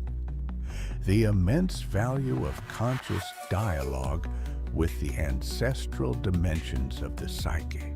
Tonight, we continue our exploration of Jung's revolutionary psychology by examining his perspective on what might be called ancestral psychology, the living presence of our predecessors in the collective unconscious and the transformative potential of establishing conscious relationship with this dimension of psychological life. Building on our previous discussions of the shadow, projection, the curse of consciousness, the anima and animus, prophetic dreams, the inflated ego, collective psychology, happiness-seeking, spiritual experience, the unconscious as warning system, synchronicity, social opposition to authenticity, and the dangers of moral dualism, we now turn to a concept that might initially seem superstitious, but actually represents sophisticated psychological understanding. What you'll discover may fundamentally change how you understand your relationship, not just with your personal ancestors, but with the collective inheritance that shapes your psychological life in ways both visible and invisible. And by the end, you'll understand why Jung considered dialogue with the dead not as supernatural communication, but as practical psychological work, essential for both individual development and cultural healing. The living dead, understanding ancestral presence in the psyche. To appreciate Jung's perspective on dialogue with ancestors, we must first understand his radical view of the unconscious, not merely as repository of personal repressions or forgotten memories, but as living psychological reality that transcends individual boundaries. Within this understanding, the ancestors aren't simply memories or historical figures, but active psychological presences that continue to influence both individual and collective life. As Jung wrote in Memories, Dreams, Reflections, the psyche is by no means tabula rasa here, a mere record of present impressions. It is just as much the historical product of the ancestors' experiences, and through the individual, it links back with the ancestral psyche. This ancestral psyche represents not merely abstract inheritance, but living psychological reality that manifests through the individual. Jung recognized that each person emerges not from psychological blank slate, but from centuries of accumulated human experience, carrying within them not just genetic material, but psychological patterns, complexes, and potentials shaped through generations of human development. These ancestral influences operate both personally through specific family lineages and cultural traditions, and collectively through what Jung called archetypes, the universal patterns that structure human experience across cultures and throughout history. Both dimensions create ongoing psychological presence of the ancestors in contemporary life, influencing conscious experience in ways rarely recognized by conventional perspectives. The personal dimension operates through what we might call family unconscious, the specific psychological patterns, unresolved traumas, repressed material, and unlived potentials transmitted through particular lineages. These aren't merely behavioral habits or explicit teachings, but unconscious psychological complexes that shape perception, emotional response, and behavior in ways that often bypass conscious awareness. Consider how certain emotional patterns repeat through generations, despite conscious intentions to create different outcomes. Children who never witnessed their parents' childhood may nonetheless carry the psychological imprint of grandparents' relational dynamics. Family systems theorists recognize these patterns as intergenerational transmission, but Jung understood them more fundamentally as ancestral presence continuing to seek resolution or completion through contemporary psychological life. The collective dimension operates through archetypes, the universal patterns Jung identified as structuring human experience regardless of cultural context. These archetypes don't represent merely abstract ideas, but living psychological realities that carry accumulated human experience across generations. Through these archetypal patterns, the collective wisdom, wounds, and unlived potentials of countless ancestors continue influencing contemporary psychological life. As Jung noted in the Archetypes and the Collective Unconscious, contents of an archetypal character are manifestations of processes in the collective unconscious. They reveal their presence only by means of symbolic pictures and motifs, which appear in dreams or in the unusual attitudes and activities that conscious individuals unconsciously manifest in their behavior. These symbolic pictures and motifs often carry ancestral content-seeking conscious relationship, imagery, figures, or scenarios that represent not just personal unconscious material, but collective human experience accumulated through generations.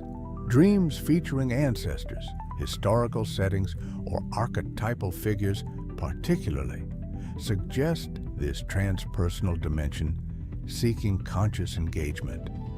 Consider Michael, who experienced recurrent dreams featuring an older man in historical clothing creating intricate mechanical devices. These dreams emerged during career transition when his conscious focus remained entirely on contemporary technology and practical decisions. Through active engagement with this dream figure, he discovered both personal connection to great-grandfather who worked as inventor and broader connection to archetypal patterns of creation and problem-solving that transcended his individual circumstances. This example illustrates Jung's understanding that ancestors manifest in contemporary psychological life not merely as memories or historical references, but as living presences carrying wisdom, wounds, and potentials that continue seeking expression and integration. These manifestations don't require literal belief in supernatural communication, but recognition of psychological continuity that transcends conventional boundaries between past and present, individual and collective. As Jung wrote in The Structure and Dynamics of the Psyche, just as the human body represents a whole museum of organs, each with a long evolutionary history behind it, so we should expect to find that the mind is organized in a similar way. It can no more be a product without history than is the body in which it exists. This history lives not just as abstract influence, but as active psychological presence seeking conscious relationship. Relationship, Jung discovered, holds transformative potential for both individual development and collective healing. In our next section, we'll explore the specific psychological value of establishing conscious dialogue with this ancestral dimension. But first, Consider this question. How have you experienced ancestral influences in your own psychological life?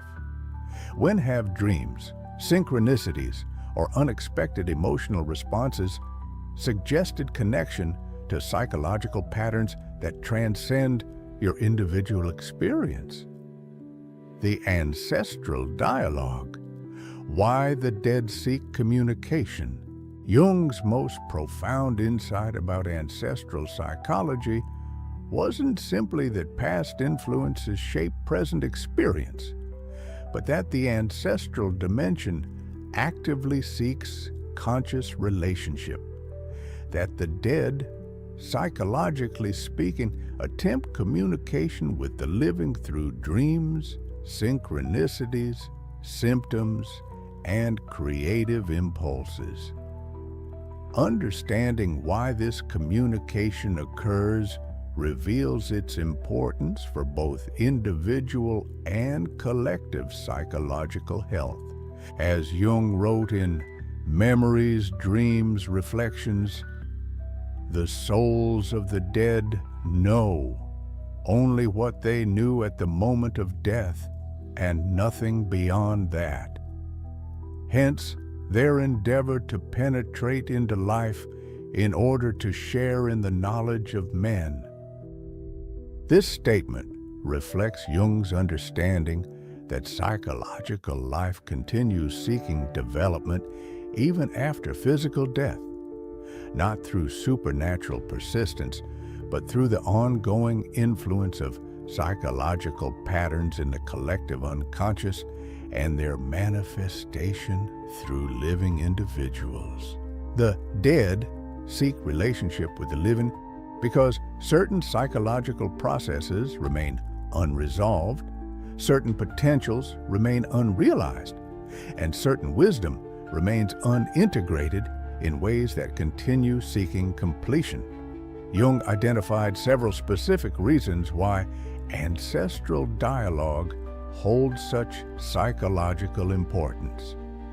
First, unresolved trauma and psychological wounds from previous generations continue seeking healing through contemporary consciousness. The psychological impact of historical events doesn't simply disappear with the death of those who experience them directly. It persists in the collective unconscious, manifesting through individual and cultural psychological patterns until consciously recognized and integrated. This understanding explains the psychological reality behind concepts like ancestral healing in various cultural traditions. From Jung's perspective, these practices don't involve supernatural intervention, but psychological integration of unresolved ancestral material that continues influencing contemporary experience. By consciously engaging this material rather than remaining unconsciously possessed by it, individuals can transform destructive patterns into more integrated psychological functioning. Consider the profound trauma of historical events like slavery, genocide, mass displacement, or prolonged warfare. The psychological impact of these experiences doesn't end with those directly affected, but continues through generations, creating patterns that persist until consciously recognized and transformed. This persistence represents not supernatural curse, but psychological reality requiring conscious relationship for genuine healing. Second, unlived potentials and undeveloped gifts from previous generations continue seeking expression through contemporary psychological life. Jung observed that when important aspects of authentic selfhood remain unexpressed in one generation due to external limitations or internal fears, these potentials don't simply disappear, but persist in the collective unconscious, seeking realization through subsequent generations. This dynamic explains why individuals sometimes experience powerful callings toward particular creative expressions, vocational paths, or life directions that have no obvious precedent in their conscious experience. These callings may represent not merely personal preferences, but ancestral potentials seeking completion, psychological energies that remain active in the collective unconscious until finding conscious expression. Consider Sarah, whose powerful attraction to musical composition emerged despite no family background in music and limited exposure during childhood. Through active imagination with dreams featuring unknown ancestors creating music, she discovered connection to great-grandmother who demonstrated musical talent but abandoned it due to family opposition and practical necessities. Her own musical development represented not merely personal interest, but completion of psychological process that remained unresolved through generations. Third, accumulated wisdom and perspective from previous generations remain available as psychological resource when conscious relationship is established with ancestral dimension. Jung recognized that each generation doesn't begin psychological development from scratch, but builds upon foundations established through countless human lifetimes. This accumulated wisdom remains accessible not through supernatural communication, but through conscious relationship with the collective unconscious. As Jung noted in The Symbolic Life, the unconscious is not a demoniacal monster, but a natural entity, which, as far as moral sense, aesthetic taste, and intellectual judgment go, is completely neutral.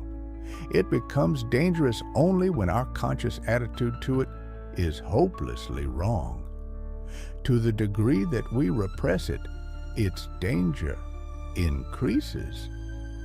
This understanding transforms how we might approach ancestral wisdom traditions practiced across cultures worldwide. From Jungian perspective, these traditions don't necessarily involve literal communication with deceased individuals, but psychological engagement with collective wisdom, accumulated through generations of human experience. The ancestors addressed in various cultural practices represent not merely deceased relatives, but psychological connection to transpersonal dimensions of human experience. These three factors, unresolved trauma seeking healing, unlived potential seeking expression, and accumulated wisdom seeking integration, explain why Jung considered dialogue with ancestors psychologically essential rather than merely superstitious. This dialogue serves not supernatural purposes, but practical psychological functions that support both individual development and collective healing. In our next section, we'll explore specific approaches to establishing this dialogue in psychologically grounded ways. But first, consider this question. How might your own psychological life be influenced by unresolved ancestral patterns seeking resolution, or unexpressed ancestral potentials seeking realization? When have you experienced callings, recurring patterns, or meaningful coincidences that suggested connection to psychological processes extending beyond your individual experience?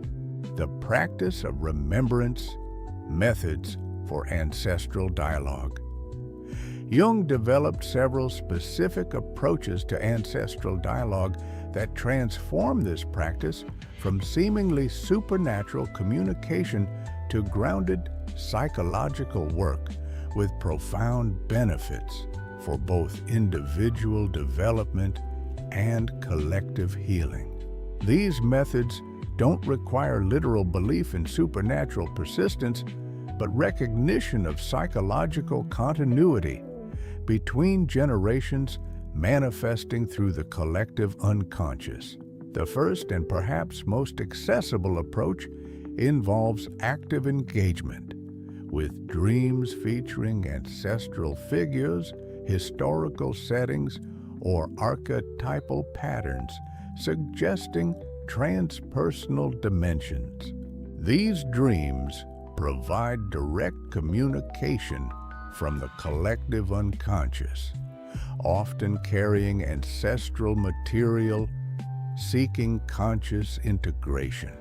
Practice this engagement by paying special attention to dreams featuring known or unknown ancestors, appearing as dream figures, historical settings or periods outside your direct experience, cultural symbols, languages, or practices unfamiliar to your conscious life, archetypal figures that seem to carry historical or collective significance, scenarios involving transmission of knowledge, objects, or guidance. Rather than merely analyzing these dreams intellectually, engage them as living communications through active imagination, artistic expression, journaling, or embodied exploration. Ask questions directly to dream figures. Continue the dream narrative through conscious imagination. Create art expressing the dream's emotional qualities, or physically enact the dream's movements and gestures. This engagement establishes dialogue with ancestral dimensions represented through dream imagery, creating conscious relationship with psychological material that might otherwise remain unconscious influence.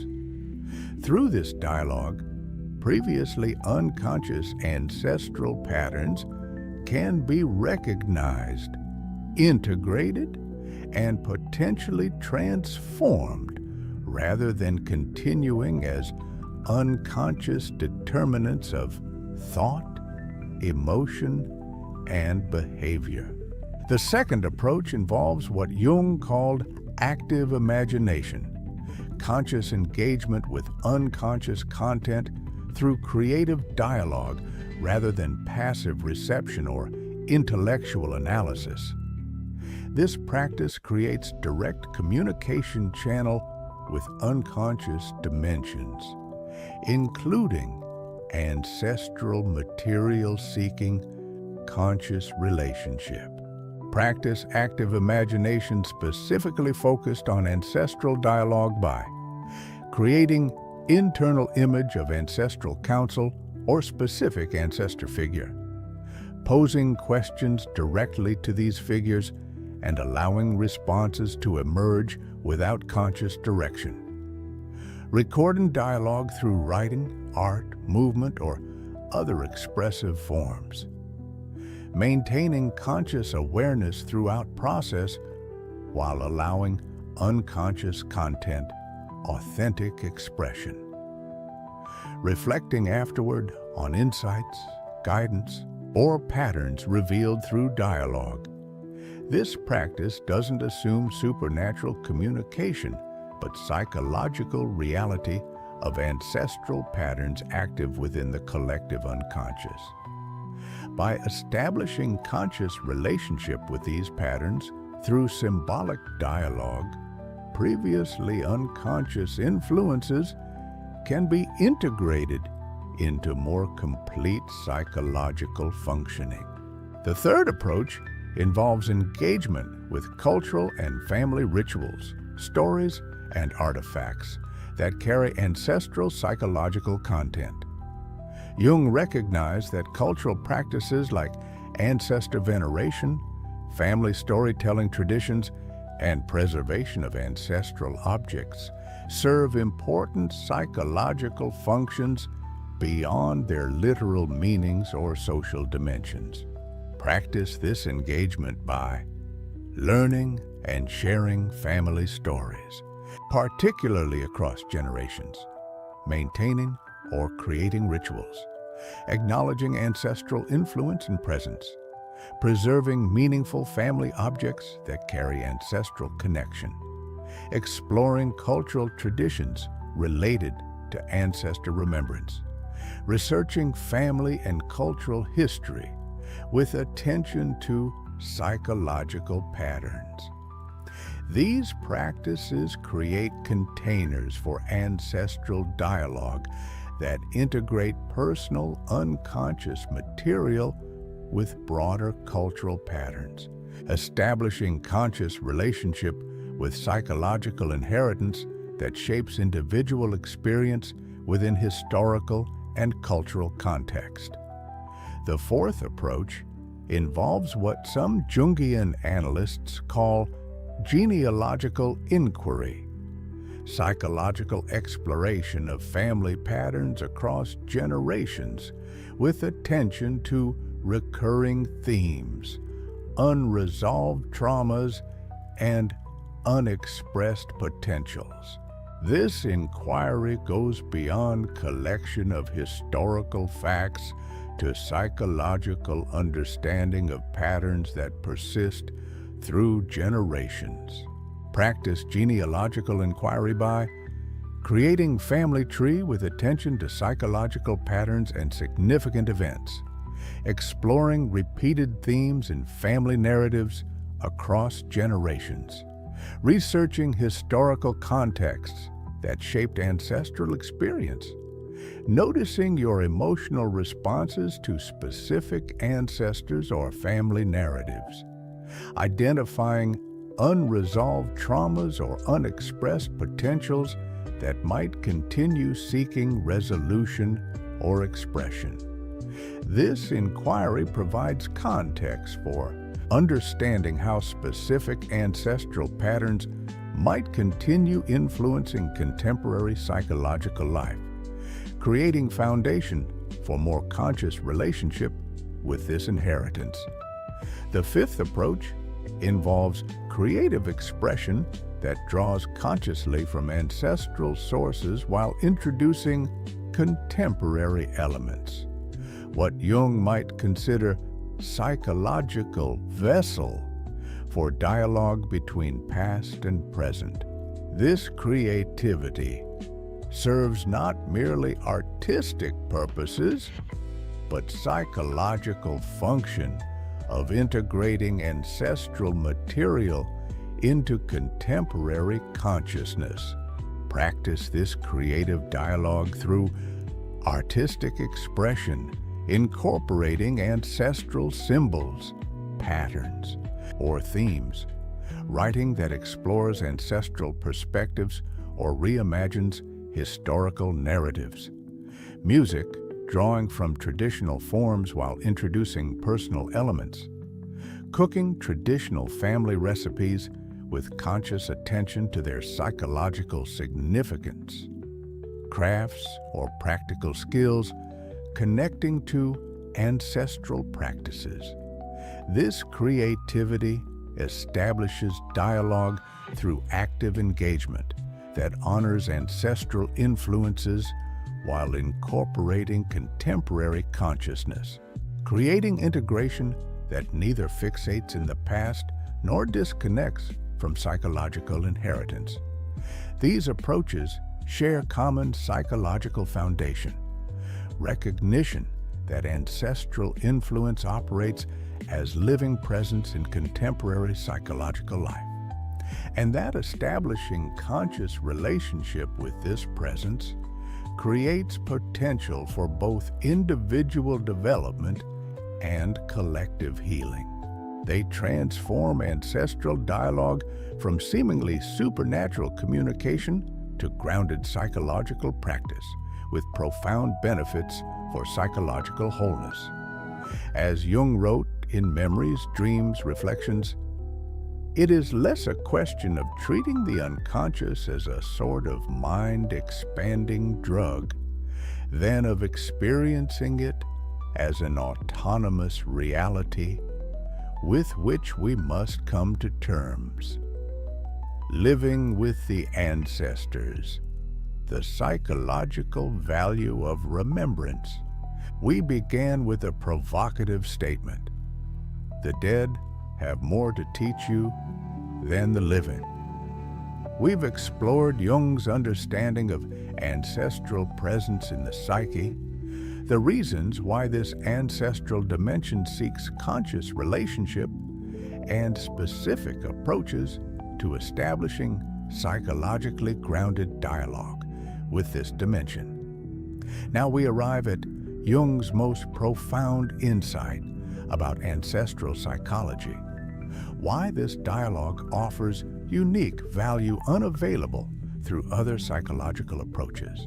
Jung discovered that conscious relationship with ancestral dimensions creates several specific benefits essential for both individual psychological health and collective cultural healing.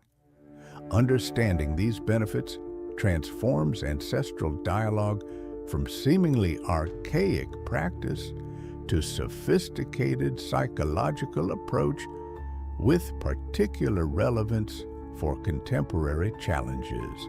The first benefit involves psychological integration across time. The capacity to experience oneself not as isolated individual existing only in present moment, but as living embodiment of psychological continuity extending through generations. This temporal integration creates what Jung called historical consciousness, awareness of oneself as link in human chain rather than autonomous entity, disconnected from historical context. As Jung wrote in The Structure and Dynamics of the Psyche, without history, there can be no psychology.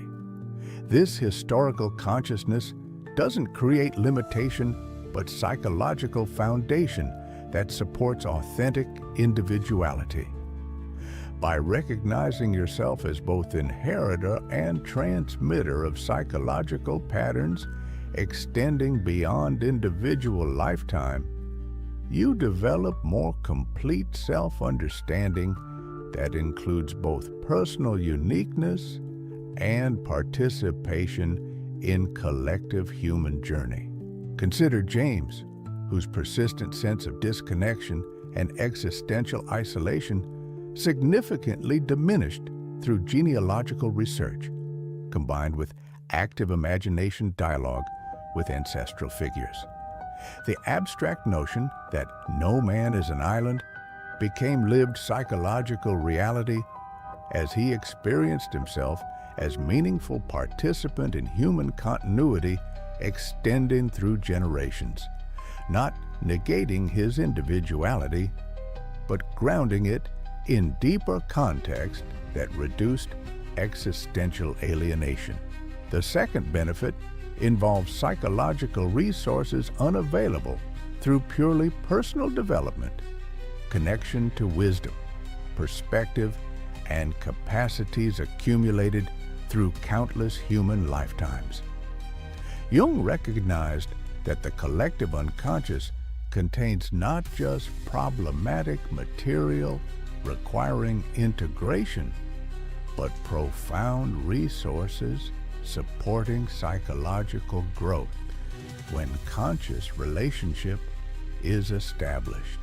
This resource dimension explains the psychological reality behind various cultural practices, seeking ancestral guidance or blessing. From Jungian perspective, these practices don't necessarily involve supernatural intervention, but psychological connection to transpersonal wisdom accumulated through generations of human experience. Wisdom that becomes accessible through conscious relationship with collective unconscious.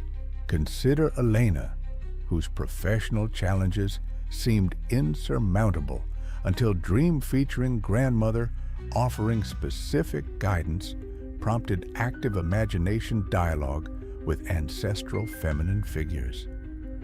Through this dialogue, she accessed problem-solving approaches and resilient strategies developed through generations of women facing similar obstacles.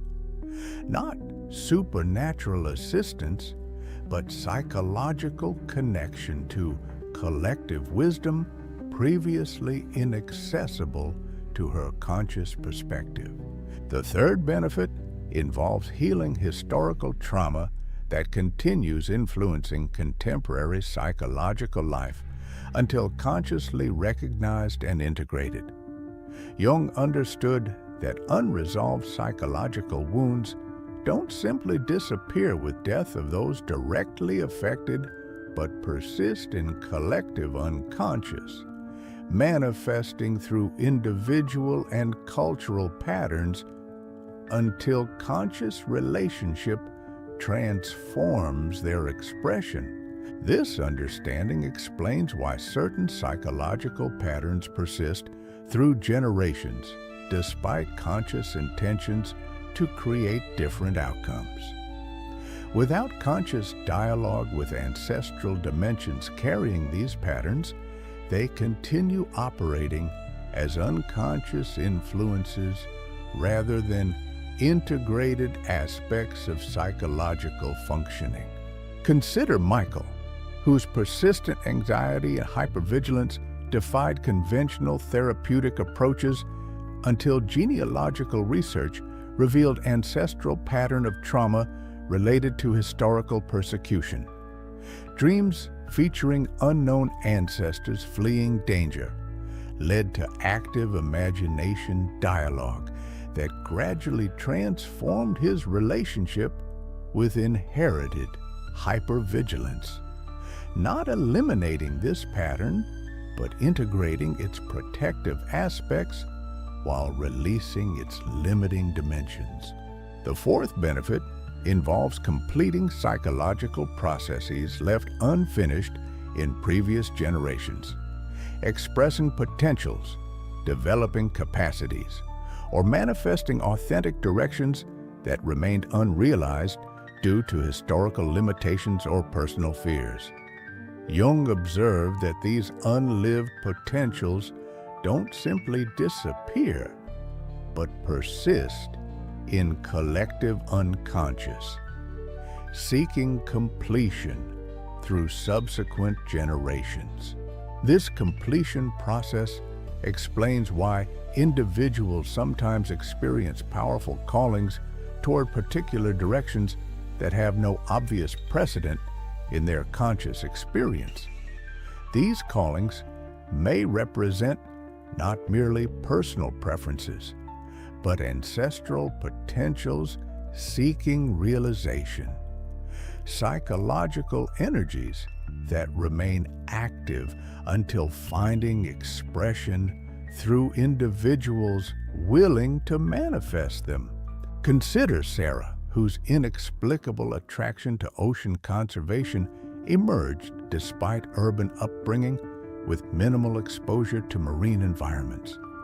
Dreams featuring unknown ancestors dependent on healthy oceans led to research revealing forgotten family connection to coastal communities whose sustainable fishing practices had been displaced by industrial methods. Her conservation work represented not merely personal interest, but completion of psychological processes carrying ancestral values and relationship with natural world seeking contemporary expression. The fifth benefit involves cultural and collective healing through conscious integration of shared historical patterns, particularly important in societies dealing with legacies of historical trauma, oppression, colonization, or cultural disruption.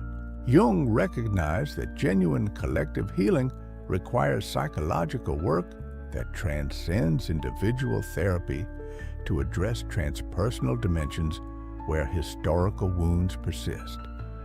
This collective dimension explains why ancestral dialogue practices remain central to healing approaches in many indigenous and traditional cultures worldwide. These practices address not merely individual symptoms, but collective psychological patterns requiring conscious relationship for genuine transformation. Patterns that continue operating destructively until recognized and integrated at transpersonal levels. Consider how contemporary social issues often reflect unresolved historical patterns seeking conscious integration, racial tensions carrying legacies of slavery and colonization, environmental destruction reflecting disconnection from ancestral relationship with natural world, or political polarization manifesting historical conflicts that remain psychologically unresolved. Ancestral dialogue practices offer approaches to these collective challenges that address their psychological roots rather than merely their surface manifestations. These benefits explain why Jung considered dialogue with ancestors not as supernatural communication, but as practical psychological work, essential for both individual development and collective healing. This dialogue establishes conscious relationship with psychological inheritance that shapes contemporary experience in ways both visible and invisible, transforming unconscious determination into conscious integration that supports authentic psychological wholeness. As you reflect on tonight's exploration of Jung's perspective on ancestral dialogue, consider this question. How might conscious relationship with the ancestral dimensions of your own psyche support your individual development and participation in collective healing? What unresolved patterns, unexpressed potentials, or accumulated wisdom might be seeking conscious integration through your psychological life? Remember Jung's core insight. The ancestors aren't merely historical figures, but psychological presences active in contemporary life through the collective unconscious. Dialogue with these presences creates not supernatural communication, but conscious relationship with psychological inheritance that shapes individual and collective experience in profound ways. By establishing this relationship, we transform unconscious determination into conscious integration that supports both personal wholeness and cultural healing. This understanding doesn't require literal belief in supernatural persistence, but recognition of psychological continuity that transcends conventional boundaries between past and present, individual and collective. It transforms ancestral dialogue from seemingly archaic superstition to sophisticated psychological practice with particular relevance for contemporary challenges. Practice that honors the profound truth that the dead indeed have much to teach the living. When approached through conscious psychological relationship, rather than either credulous superstition or dismissive skepticism, what ancestral dimensions of your own psyche might be seeking conscious relationship? And how might establishing this relationship transform not just your individual psychological life, but your participation in the broader human journey that extends both backward through countless generations and forward into futures your own life will influence in ways both seen and unseen?